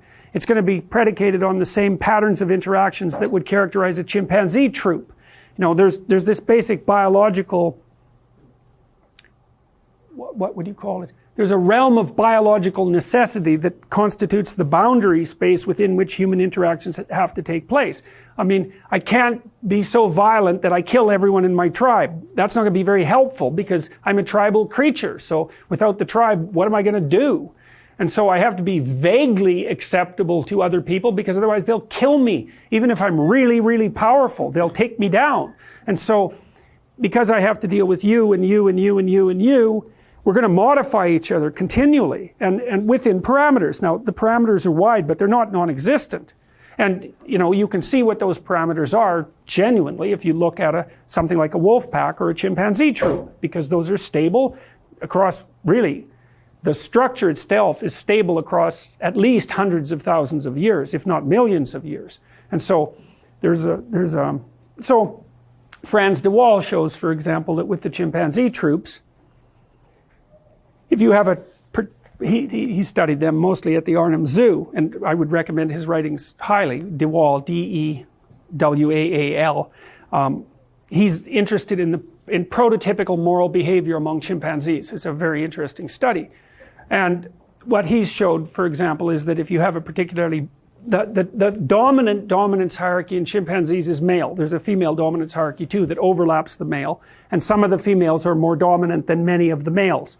But the fundamental structure looks like it's patriarchal, roughly speaking, among chimpanzees. if you put a really rough, tough, barbaric, brutal dictator chimpanzee at the top, his reign tends to be unstable and violent because he isn't good at negotiating social support, and so he doesn't have any. And so that means two chimpanzees that are friends can take him out, and so that's what happens. And so the despot chimp is an unstable leader. And De Waal has shown that the more stable chimp leaders are more chimpanitarian, I guess would be the right word. It's not humanitarian. They have friends. And you know, friendship is predicated on reciprocity, even among chimpanzees. And so if a predicate of power is reciprocity, then that's one of the things that alleviates the dictatorial tendency. So anyways, so my point is, when a great civilization emerges, it emerges from the amalgam of tribal groups. And each of the tribal groups has their own ethic, but that ethic the ethics aren't entirely separate from one another. That's why tribes can trade, because they do trade. They interact with one another. It's kind of half, I remember, here's how heretofore separated tribes begin to trade. Because you don't know, you meet each other across the river, and it's like you got your bows and arrows, and someone makes a mistake and it's like warfare. And so, but you don't want to start the damn war because maybe you'll die. So you're sitting there with your bow and arrows watching these guys, and now you know they're there. And so then you go back to your tribe and you think, oh man, what the hell are we going to do about this? And one solution is, well, let's find out where they are, and then we'll go in there at night and we'll kill a bunch of them, or we'll wipe them out or something like that. Or another solution might be, did you see all the neat stuff they had? And so then what do? Is you find a border area, and you go and you put some things out there that are valuable, and you run away, and then you watch from the trees, and you see what happens when these other people discover these valuable things that you left there. And if they're like a little on the psychopathic side, they pick it all up and giggle and run away, and that's the end of that. But if they have any sense, what they do is they leave some cool stuff on the ground too, and then they run off. And then you can go pick up their cool stuff and leave. And then it's like step one in the trust process. And then maybe you do that, you know, for a year, and it starts to fall into a cadence, and then maybe, you know, you get a little closer when you're watching in the bush, and then maybe one day you have enough courage to kind of you send your biggest, ugliest guy out there, and, you know, they do the same, and, you know, they look at each other, and finally they shake hands or something like that and trade. And then, well, then you've got a trading relationship established. And so you can see in that the emergence of a, what would you call it? Negotiated, consensual, moral structure that allows trading to take place. And there's going to be rules emerge right away, which is, well, you better leave me something that's of approximately equal value, or I'm not going to play the game again. That's the thing that's so cool, is that if we only play a game once, I can do whatever I want. And so that's what psychopaths do. They play a game once, and then they go play with someone else. But if we're going to play the same game over and over and over, it's like the dominance hierarchy across time. There's a different rule for playing a game once than there is for playing a game 1,000 times. And if we're in a relationship, the game we want to play is one that can be duplicated 1,000 times. And there's really tight constraints on that. And so that's the origin. You could consider that the biological. It's not even biological exactly. It's predicated in biology, but it's a consequence of continual interaction. The ethic emerges. It's like the rats that I told you about, that, you know, the rats that play with each other. The big rat has to let the little rat win 30% of the time, or the little rat won't play anymore. And so because the little rat, that's the biological framing. The limitation is the little rat doesn't want to lose all the time. That just produces negative emotion. It's not fun. It's not motivating. So why would the little rat go play again? So the constraints on our interactions are our biological constraints, and they manifest themselves in a patterned way across time. And there isn't any difference between you and me interacting across time than there is between you and me acting, say, in the next hour or so with everyone in this room. It's the same thing. It's just continual human interactions, and ethic emerges from that. Now, different groups are going to code that ethic differently. So they're going to come up with different imagistic representations and different stories. Now, one of the things they're trying to figure out is, well, let's do it in the tribal way. You have to do this inside a tribe too. You have 100 people and 10 of them are leaders in one way or another. And then out of that 10 you think, well, who's the best person? So you have to have a hierarchy of value to determine what the most important aspect of the ethic is. And it's going to be something like trust, because that's the predicate for continued interaction. Trustworthiness. It's not really any different than honesty. It's not really any different from telling the truth. So there's a really powerful necessity for honesty to emerge as a canonical value. Caring might emerge. Power might emerge, right? The ability to exert physical power, especially in places where war is continually likely, and in lots of tribal landscapes it's just non-stop tribal trade and warfare. So, but you can see how different ethics would emerge as canonical depending to some degree on the situation. But trust is a really crucial one, because without that there's no relationships. Okay, so you've got tribe A, and it's got its tribal gods and its traditions and all of that. Its representation of being in its images and stories. And then you've got tribe B, and you've got tribe C, and you've got tribe D, and now they're all coming together. So what happens exactly? Well, the tribes can go to war, or they can talk. And we're thinking about a communication that might be extending across 1,000 years. You have your beliefs, I have my beliefs. I can overwhelm you, I can subsume you, but even then, I'm likely just to get indigestion from doing it. It's very, very difficult to wipe out a set of beliefs without wiping out all of the people, and that kind of nullifies the utility of unification.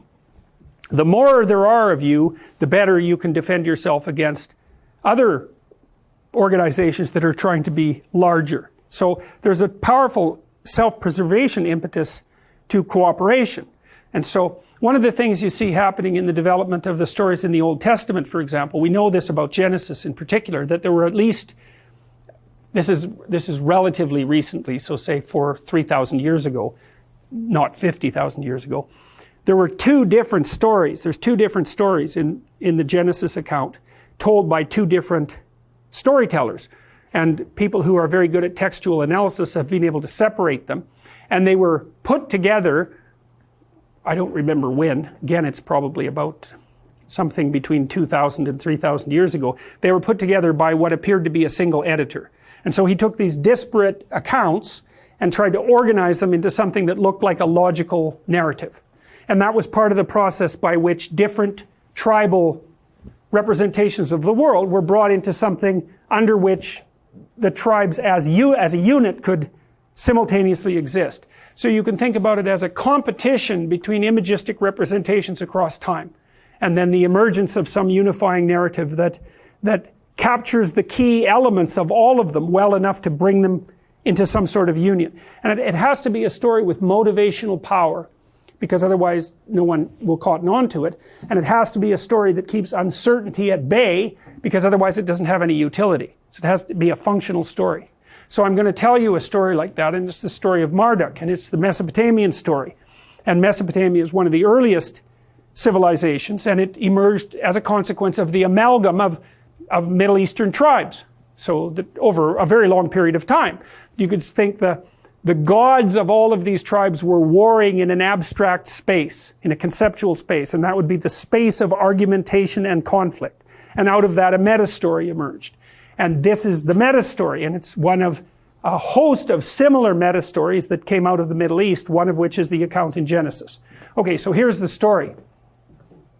So there are two primary deities to begin with, Apsu and Tiamat.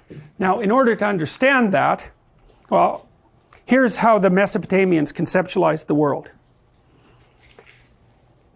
There was let's call it a disk. That's salt water. Well, why? Well, what happens when you go to the end of the continent? There's salt water everywhere, right? So wherever you go, you run into salt water. So that's the disk that surrounds everything. Now, why is it a disk? The world is a dome on a disk. Why? Well, say you're standing in the middle of a field. What does the world look like? A dome on a disk. So it's a phenomenological representation. So The bottom of the dome is the ground on which you stand. What happens if you dig? You hit water, fresh water. So the dome of the land is on a disk of fresh water. What happens if you go to the edge of the land? You run into salt water. The dome of the land is on a disk of fresh water on a disk of salt water. Okay, those are the two gods. Tiamat is god of salt water, and Apsu is god of fresh water. And it's happenstance in some sense, because that's the masculine and the feminine, and they could be attributed all sorts of different geographical areas. So for example, see if I can think of a good example. It doesn't matter, I'll just leave that for now. Okay, so the two primary gods are Apsu and Tiamat. Tiamat is female and Apsu is male, and they're locked together in an inseparable embrace. Okay, so how do you understand that? Easy. Yin and yang. It's the same idea. Here's another representation. This is a cool one. I've got a couple of them here that are really cool. This is from China. So this is Fuxi and Nuwa. I think I've got that right. But I just love that representation. It's so insanely cool, this representation. So you see the sort of the primary mother and father of humanity emerging from this underlying snake-like entity with its tails tangled together. I think that's I really do believe this, although it's very complicated to explain why. I really believe that's a representation of DNA. So, and that representation, that entwined double helix, that is everywhere. You can see it in Australian Aboriginal art, and I'm using the Australians as an example because they were isolated in Australia for like 50,000 years. They're the most archaic people that were ever discovered, and they have clear representations of these double helix structures in their art. So, and those are the two giant serpents out of which the world is made, roughly speaking. It's the same thing, you see that in the staff of Asclepius, which is the healing symbol that physicians use, although usually that's only one snake, but sometimes it's two. So that's a Chinese representation, and then there's this. That's the Egyptian representation. We talked about the Egyptian story the other day, right? We talked about Isis and Osiris. So there they are, cobras. Their tails are twined together. See, they emerge out of that. That's the dragon of chaos that manifests itself as culture and nature. That's the representation. That's unbelievably cool. So, okay. So, anyways, back to the Mesopotamian story. So, Apsu and Tiamat are the primordial deities, nature and culture. They're entwined together, and they give rise to their first category of children, and those are I think you could think about them as the elder gods. Now, what do they represent? Well, the question is, what do the gods represent? And they represent sort of like primary modes of being. It's something like that. So think about Ares, or Mars, the god of war. Well, that's a representation of single-minded aggression. And then you can think about Eros, or Venus, which is a primary representation of sexuality. And you might say, well, why are those deities? Well, that's simple. They live forever, and they control you, and their personalities. So that's that. For that, it's like, yes, obviously. You know, and you know that you're under the sway of anger. You're not in control of yourself. If you're under the sway of erotic possession, you make a fool out of yourself. You're a tool of the power that drives the continuation of the species forward. Hunger is the same thing. Any primordial motivational drive we've conceptualized in this class as a personality. But those are transcendent personalities, and they're eternal. They're forever. And so that's why the Greeks, for example, thought that human beings were just the playthings of the gods. And this idea is echoed in the Mesopotamian story. So then you can think about it sort of neurodevelopmentally as well, is that out of nothing, out of culture and nature, emerges, say, the 2-year-old. The 2-year-old is a battleground of primary motivational forces. And something like that is being hinted at in the Mesopotamian creation story. The first progeny of the fundamental union of chaos and order, Apsu and Tiamat, is the proliferation of these primary motivational forces. They're sort of like the Titans, or what was it the Greek gods kept in the underneath the mountain. That's Zeus. What's the name of that? They're like they're earthquakes and fires and that sort of thing. They're primordial forces. Okay, anyways. So these children are produced. And what happens?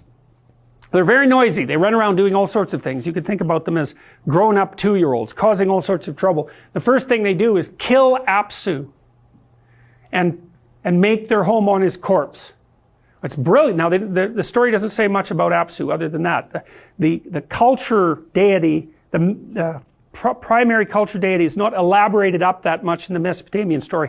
And I think that's probably because at the time of the Mesopotamian, civilization was new enough so that we really hadn't mapped the mythology of culture. The Egyptians did that much more. And I know I told you that story first, but that's just how it goes.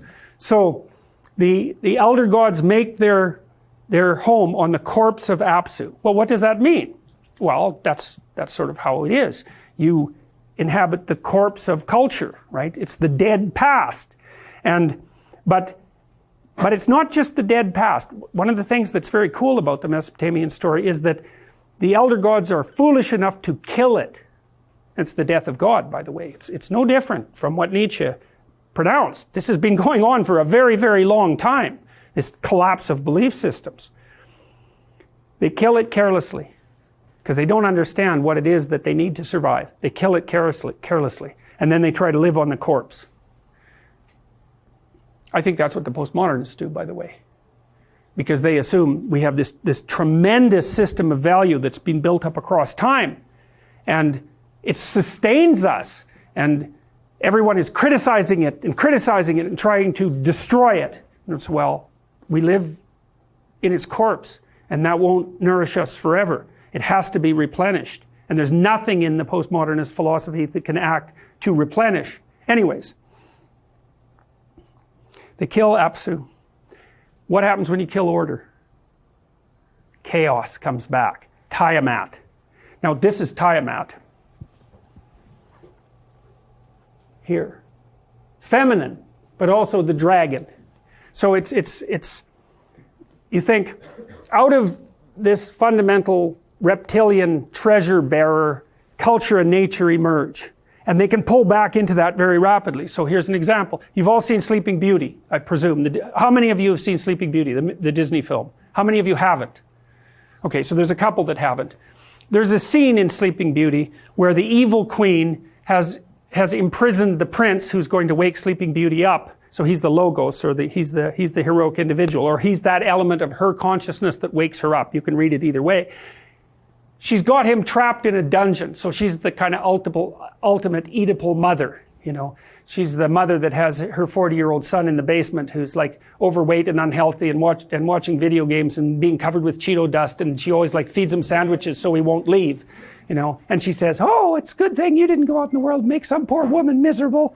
So anyway, so that's the evil queen. He's got the hero trapped in the dungeon. So he goes out, he escapes, and then she goes after him to try to bring him back and turns into the dragon. That's what happens in Sleeping Beauty. So that's that reversion of the archetype into its even more primordial force. So anyway, so Tiamat is kind of an amalgam of feminine nature and also this more underlying primordial symbol. So anyway, she is not happy. She is not happy that her children killed her husband. And so she thinks, oh well, enough of these creatures. We're gonna do them in. It's a flood myth.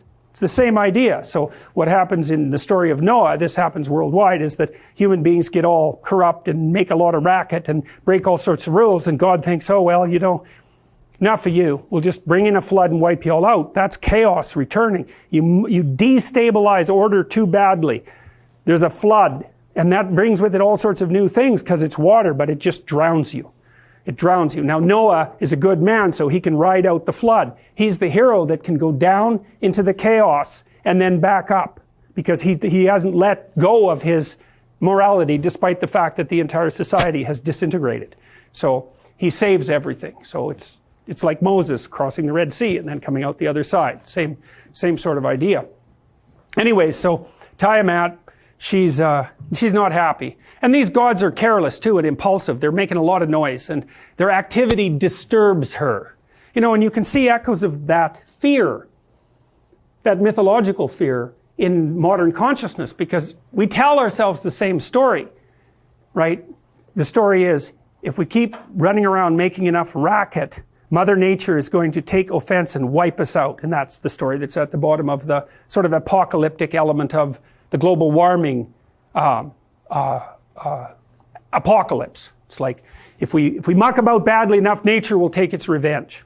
Okay, fine, it's true, it's true. It's a story that's always been true. So, anyways, the gods are making a lot of noise, they're being impulsive, and then they make the fatal error of killing Apsu, and that's a big mistake. And so Tiamat thinks, all right, enough of this. She wakes up, and she thinks, I'm going to wipe them all out. Now, these gods, they're gods, eh? I mean, they're not trivial characters, but they're pretty worried because they're gods, but Tiamat is their mother. She gave birth to them. She's Mother Nature. And if she's angry about it, then the jig's up. And so what Tiamat does is she prepares this army of monsters. And they're described. There's, I think, 13 different kinds of monsters, and they're chimeric images. They're images of, you know, they're like dragons. They're half snake and half bird and half animal, and they're monstrous images. And they're sort of the Mesopotamians' attempt to imagistically represent those things that might come forward as an onslaught. And so it generates a whole 13 major monsters and then puts a whole army behind them, and she elects one of them, Kingu is his name, as head monster. So he's, for all intents and purposes, he's an early representation of Satan. He's like king of the bad guys. And it's important to know about him because something happens later in the story. So Tiamat's preparing her army of monsters, chimeras, to wipe out the gods. And so they're like shorting out about this, but while they're doing it, they're still making a lot of racket and living the high life in Apsu's corpse and propagating.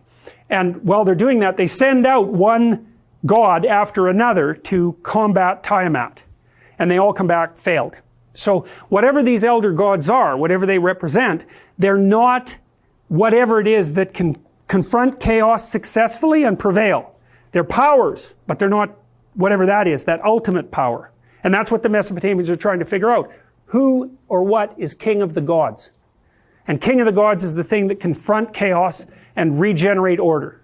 So they keep producing new gods, and one day they produce Marduk. He's born, and Marduk is a whole new category of god, and every one of the gods knows it, and he's got some very strange attributes. One of them is he can speak magic words. And so when Marduk speaks, the night sky transforms into the day sky and vice versa. So he's the verbal capacity. It's a massive discovery. It's a massive discovery by the Mesopotamians, because it's the first time we know of that the idea that it's the capacity for communicative speech as the primary deity should be at the top of the dominance hierarchy. It's one of the most remarkable discoveries of the ages. And he also has eyes all the way around his head. So Marduk is the thing that can speak and see. And it's the thing that's, so all the gods think, wow, well, this is a whole new thing, man. How about you go out and combat Tiamat? Well, it doesn't sound like much of a picnic, you know. The logical thing for any sensible god to say is, how about no? But Marduk doesn't say that. He says, look, I'll make you guys a deal. You get yourself together in a hall, you know, and you have a vote, for all intents and purposes, and you vote me king of the gods. And allow me from here on in to determine destinies. That's exactly what the Mesopotamians say. He gets the tablet of destiny, and he's now in control of it. So the Mesopotamians are working out this idea that it's the thing that can see and that can talk that should be the thing that guides destiny, especially if destiny involves having to go into combat with chaos itself and restructure the world. And so Marduk says, those are the terms. I'll do it, but I'm king of the gods. And they all think, well, the fool's going to go out there and get killed anyway, so, you know, what do we have to lose? And so they agree, and so Marduk goes out to combat Tiamat, and he takes a net and a sword, and he, if I remember correctly, he fills her with a wind, which is, I believe, part of the manifestation of this voice idea. He fills her with a wind, he encapsulates her in a net. Now think about what that means. You know, psychologists even use this phrase, nomological net. And a nomological net is the network of concepts that you use to encapsulate something new in an ideational structure. And so the idea of putting something in a net is to put boundaries around it, right? And to constrain it. And so some of that's actually, well, you can capture a predator in a net and then cut it up. But there's no difference between that. There's a tight analogy between that and encapsulating something novel in a conceptual network, which then enables you to cut it up into something useful. Okay, so that's what happens. Marduk goes out, he confronts Tiamat, he overcomes the monsters, and he kills Kingu. And then he cuts Tiamat into pieces, and he makes the world. And then that's the world that human beings live on. And he makes the human beings to serve the gods. Okay, so that's the first part of the story. Now he also kills Kingu, and he makes human beings out of the blood of Kingu. Now that's a hell of a story, right? Because Kingu is king of the demons, and human beings are the creature that's made out of the blood of the king of the demons. And it's a very similar idea to the later sort of Egyptian and Judeo-Christian ideas that there's a satanic element to being that's also characteristic of human beings. And part of that is, well, what's the difference between human beings and every other element of being? And the answer to that is, human beings can deceive you, right? We're the only creatures that can do that. We're capable of deception, voluntary deception. We're capable of malevolence. And so that's echoed as well in the story in Genesis, because when Adam and Eve eat the apple, they wake up, the scales fall from their eyes, they recognize that they're naked, and they know the difference between good and evil, which means they can do evil. And it took me a long time to figure that out, what that meant. So imagine, because there's a causal sequence, hey? The snake offers you something that you ingest, it wakes you up. The scales fall from your eyes, so now you can see. The first thing you do is you realize that you're naked. Well, what does that mean? Well, human beings stand upright. The most vulnerable part of us is front and center. To be hurt, but also to be judged, right? To be naked is that's terrifying. You want to not die. You want to cover yourself up. And so that's the recognition of nakedness. But then you might say, well, why does the knowledge of good and evil emerge from that? As soon as you know you're naked and vulnerable, you know how to hurt other people. You're not a predator anymore, because they'll just tear you apart and eat you. They don't want you to suffer, although they don't care. They don't want you to suffer, they just want to eat you. But once I know what hurts me, I know what hurts you. And then I can turn that into an art, and people have done that.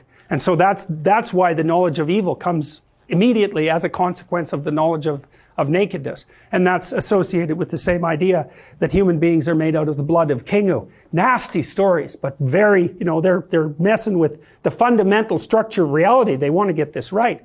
Okay, so one of the cool things about this story, so that's Marduk. Now, here's what's so interesting about that. The Mesopotamians, they've got this story about the deities and how they organized themselves to respond to the emergence of chaos and how to master it. You go after it, you declare yourself the thing at the top of the dominance hierarchy, your eyes and speech, you go out there voluntarily, you encapsulate the chaos, you cut it into pieces, and you make the world. That makes you top god. Brilliant, bloody, absolutely phenomenally brilliant. So what happens? That's what's happening in the heavenly domain, let's say. What happens in the earthly domain? The emperor of the Mesopotamians is Marduk. He's the manifestation of Marduk on earth. And he has to be a good Marduk. Because he might say, well, why should you be king? Well, the answer to that is, well, you're most powerful. No, that's not going to work. Some other weasels will take you out. Why should you be king?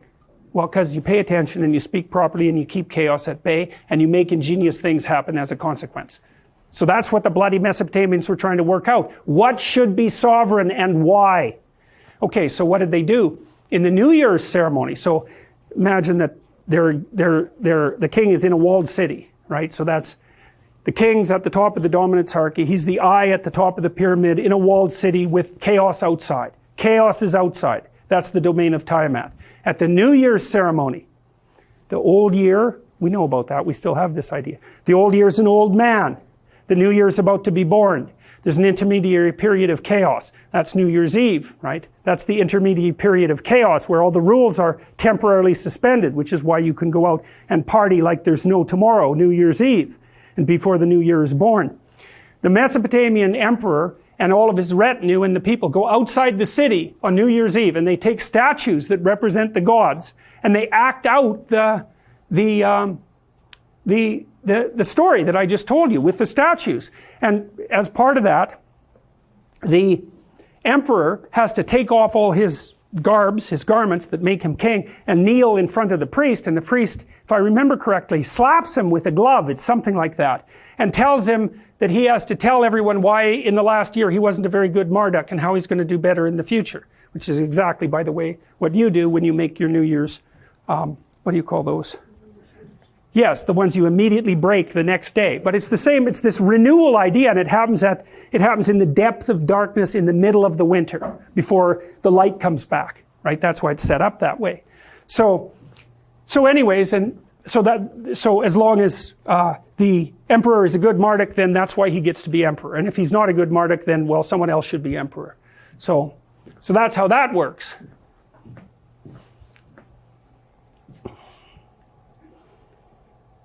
And there's some representations of it, eh? So there's Tiamat there, sort of a spirit-matter combination, winged dragon, right? The thing that we've seen so many times. And there's Marduk, he's got angel wings. Now why the wings? I don't know exactly why the wings. I mean, he's obviously being assimilated to the idea of a bird. I don't know if the idea of the far-seeing capacity of the bird was there for the Mesopotamians. It's highly probable. But also the bird is something that flies up above everything else and that can see for long distances. So it's an aerial spirit, it's close to God and all of that. So there's a very primordial representation of the same thing. Look, how much imagination does it take to see that that's the story of human beings encountering the unknown? You know, when you know the code, it just seems self-evident. Yes, well, he's got his bow and arrow, you know, and he's out there fighting the monsters of the unknown, and that's how human beings have survived. You see, yeah, and then you see here he's riding this great big snake, so that's another representation of the same kind of thing. Okay, so let me just think for a minute and figure out what I want to do next, if I want to go somewhere next. I guess what I'll do right now is I'll just show you some additional pictures. So we've laid out the conceptual world to some degree, right? And I mentioned that you can think about it as the potential itself, that's the dragon of chaos, and then nature, which has a positive and a negative element, creation and destruction, and culture, which has a positive and negative emotion element. They're reversed, because it's the positive element of culture that protects you against the negative element of nature. And the negative element of culture can be destroyed by the new coming in from the natural world. And then the archetypal individual, positive and negative as well. That's the entire story, roughly speaking. And I showed you its manifestations in figures like this.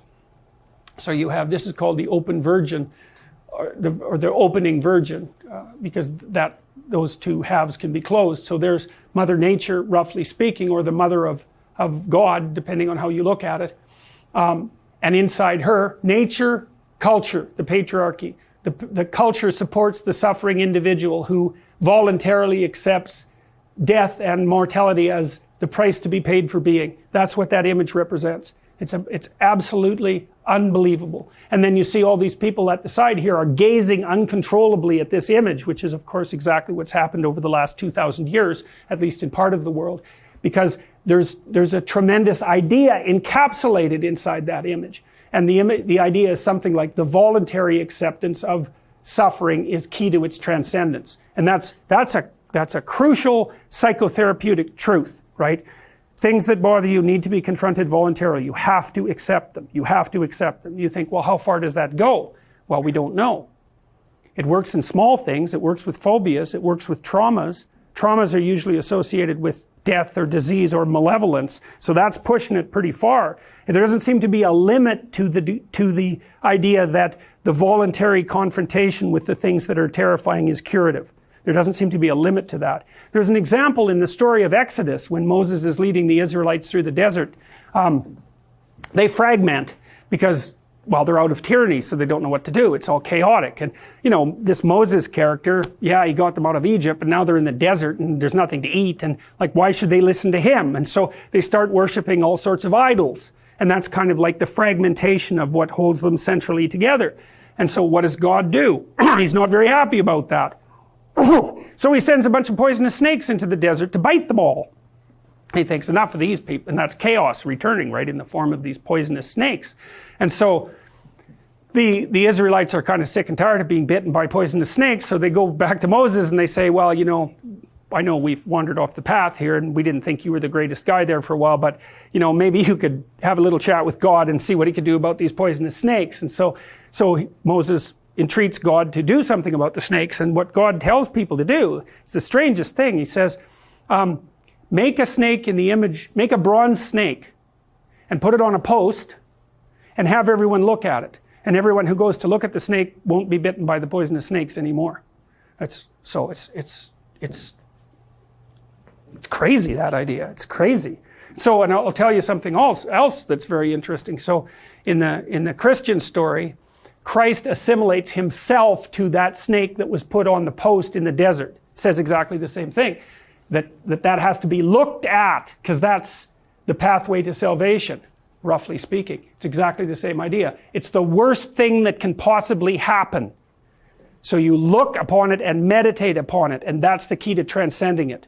Well, so that's the idea that's encapsulated in that image. So it's, you know, it's no wonder that these ideas had to be expressed in images, because they're so unbelievably complicated that they're almost incomprehensible. So they come out first in the image. They come out first in the story, because they're just, and plus they're so difficult to believe. The last thing you would think if you were being bitten by poisonous snakes was that you should make a bronze image of one and put it on a stick so that you could go look at it. I mean, there's a magical element to that, but it's psychotherapeutically exactly right. So I had this client, and she had a dream about what she was having a really rough time, and she was a pretty good dreamer. She had this dream that she was walking down a road by, there was an ocean on one side and there was a sort of sand dunes on the other side, and she looked up and there was this guy with a huge python that had been out there showing it to everyone, and she took a look, and he invited her to come take a look at the snake, but she refused and walked on. And so she told me that dream. She was also quite imaginative. So I said, look, let's try something. First of all, tell me about the snake handler. And she said, well, he's kind of a charlatan. He's a show-off. He's a fake. And I'm afraid that if I went up to the crowd and where the snake was, that they would force me to touch it. And so I thought, okay, so that's why you walked by. I said, okay, so let's play a game. So you sit there and bring that dream image to mind. Close your eyes, bring the dream image to mind, but let's play with it a little bit. It's like Jung's technique of active imagination. Let's play with it a little bit. So go up there, you know, imagine that you go up there, and you kind of have to do this like you're daydreaming. You know, you can't force it. You have to play with it like you would when you're daydreaming, which is you're kind of half doing it voluntarily and it's half manifesting itself. It's kind of a gateway between you and the collective unconscious. That's another way of thinking about it. And anyways, I said, okay, so go up there, and the first thing we're going to do is figure out what are you going to do if the crowd tells you that you have to touch the snake or get close to it. Because she needed a defense, because it isn't up to other people to force her to do that. So we practiced what she might say. It's like, no, I'm comfortable here. I'm just going to stand in the background. I'm just going to look at it and get accustomed to it. I don't need you to push me forward. So she felt pretty good about that. So that kind of armed her with a defense, so then she could pretend to go up and take a look at the snake. And I said, well, the first thing you should do is take a look at the snake handler and see if he's who you think he is. And so she did that in her imagination. She said, no, he doesn't seem to be a charlatan at all. He's got this snake that is his, you know, something he takes care of, and he just has come out here to show the people, let people look at this snake. And so she said, so I said, well, is he someone that you could trust or someone you shouldn't trust? You have to ask both those questions, because otherwise you're leading the witness, right? You don't want to tell people what to think. You have to let them figure it out for themselves. So, and she said, no, I think he's somebody that could be trusted. And I said, okay, well, so what do you think that you could go up there and you know, maybe lay your hands on the snake and touch the snake? And she said she wasn't sure about it, but we went through it and she was able to do it. And so it's the same. So she had to make contact. She had to voluntarily make contact with this terrible snake that's at the bottom of being, that's at the bottom of the tree of existence.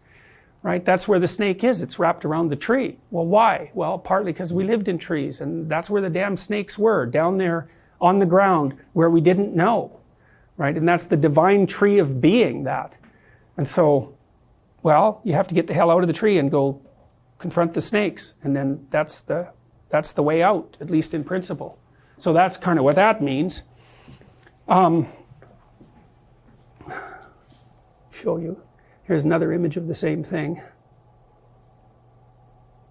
What I like about this, you see, the fact that the culture, the patriarchy, God the Father will say here is holding the suffering individual in his arms, and that's encapsulated by nature. It's very much like the story in Pinocchio, where Pinocchio wasn't able to go down into the depths to confront the terrible monster at the bottom of being without having support from his father. Even though his father ended up trapped inside the whale, if he wouldn't have been supported to begin with, he wouldn't have been able to do it. And you know, I've really seen this in people. It's a hell of a thing not to have the confidence of your father. It's really, really hard on people. You know, if your father is someone who says to you, you can do it. I really believe that you can do it. I'll support you in what you're doing. I think that you can sort it out, and then acts towards you in that way. That's a gift that really almost no one else can provide you with. Mothers obviously provide, I think they provide the same kind of gift, but earlier. You know, because the mother has to take care of the infant when the infant is just completely dependent. And so, and this is Erikson's idea too. Erik Erikson is the mother is the person who establishes the relationship that allows the developing person to manifest trust, real trust. While you're being carried, for crying out loud, you know, you can be dropped. And the mother's also the source of food. But the father seems to be something like and I'm obviously parsing these things farther apart than they need to be, because the father can play a nurturing role and the mother can play an encouraging role, but we'll keep it simple for now. The father seems to be the thing that supports and encourages and says, well, yeah, you know, you're little and small and all of that, and you're subject to destruction and bullying and social pressure and all that, but I know you can do it. I know you can do it. And there's a force in that that's unbelievable, and people who don't have that have a hell of a time. It's actually one of the things that's quite fun about doing psychotherapy, because you get people who have damaged father figures. It's harder with the damaged mother figure, because it's so bloody deep. You know, I had a client who I just thought she was a remarkable person, but her relationship with her mother was really disrupted, and it was really, really hard to, she told me it was like something had been torn out of her at an early age that couldn't be replaced. It's real, because you just can't be someone's mother, you know. It's really hard. You're just not there enough for that. But you can sort of be someone's surrogate father. That's a role you can play later. And that's what educators do, at least to some degree, although now they're trying to be mothers and providing safe spaces and all of that, which is not really all that appropriate. So the father is an encouraging figure and allows the individual, at least in principle, to support the catastrophe of being voluntarily. And so, anyway, so those, you know, those images, they're just brilliant beyond belief. Absolutely brilliant beyond belief. Okay, well, that's probably a good place to stop. And so we've got through these two fundamental stories. Remember, in the Egyptian story, you have much more development of the figure of Osiris, who's equivalent to Apsu. And the Egyptians sort of walked through how the state becomes corrupt and deteriorates, and what the individual has to do in relationship to the state, as well as in relationship to chaos itself. So in the Mesopotamian story, it's mostly Apsu's dead, and Marduk makes a new society out of the pieces, but it's pretty damn implicit, you know, it's not detailed. Whereas by the time the Egyptians come along, they say, well, Osiris was great, he's corrupted by Seth, he has an evil brother, so that's the tyrannical element of the state. He's overcome by the evil brother, which is the tendency of every bureaucratic system everywhere. Things fall apart, chaos comes back up, the hero is born, takes on the corruption of the state, and goes into the underworld, which is like confronting Tiamat. But I like to have the stories in parallel, because one of them is the confrontation with the absolute unknown, Tiamat, and the other is the revivification of the state, even though the stories also overlap. And so in the Egyptian story, so just like Marduk was the model for the emperor, the combination of Osiris and Horus was the model for the pharaoh. And then there was an idea that emerged out of Egypt. This was called the democratization of Osiris. And it's, I think, part of what gave rise to the entire Judeo-Christian set of ideas, because the Jews, hypothetically, came out of Egypt, right? So that thinking is very deeply influenced by Egyptian ideas. The pharaoh was the amalgam of Osiris and Horus. And the amalgam of Osiris and Horus was his immortal soul, the pharaoh's immortal soul. and the pharaoh was allowed to use the symbolism of the conjunction of Osiris and Horus. But as the Egyptian societies developed, the aristocracy started to get to use that symbol. So it started moving down the hierarchy, the idea that it wasn't only that the pharaoh was Osiris and Horus. It was the aristocracy. And then by the time the Greeks came along, it was all men who were part of the political structure. And then by the time the Christians came along, it was, no, wait a minute, this applies to everyone. Men, women, and not only male and female alike, but also not just stalwart upholders of the state, but criminals, tax collectors, prostitutes, outcasts, everyone had this Osiris, Horus soul inside of them, and were entitled to be treated as if they were intrinsically valuable as a consequence of that. And that's the bedrock, as far as I'm concerned, that's the bedrock idea upon which Western civilization is predicated. It's the sovereignty of the individual. And the individual is sovereign. Why? The individual is the eye that's up above the pyramid. The individual is the thing that can dominate sets of dominance hierarchies. The individual is the thing that plays not the game but the metagame. The individual is the thing that revivifies the dead culture. The individual is the thing that goes out to combat chaos and generate something valuable as a consequence. And that's why it's sovereign and valuable. That's the foundation of our legal system and our culture. So to think about it as an emergent property of Enlightenment ideals is dangerous, because that's 400 years. Who cares about 400 years? This is forever. And forever is a lot more firm grounding than 400 years. It's not a set of rational ideas. It's way, way deeper than that. So, okay. Good enough. We'll see you in a week.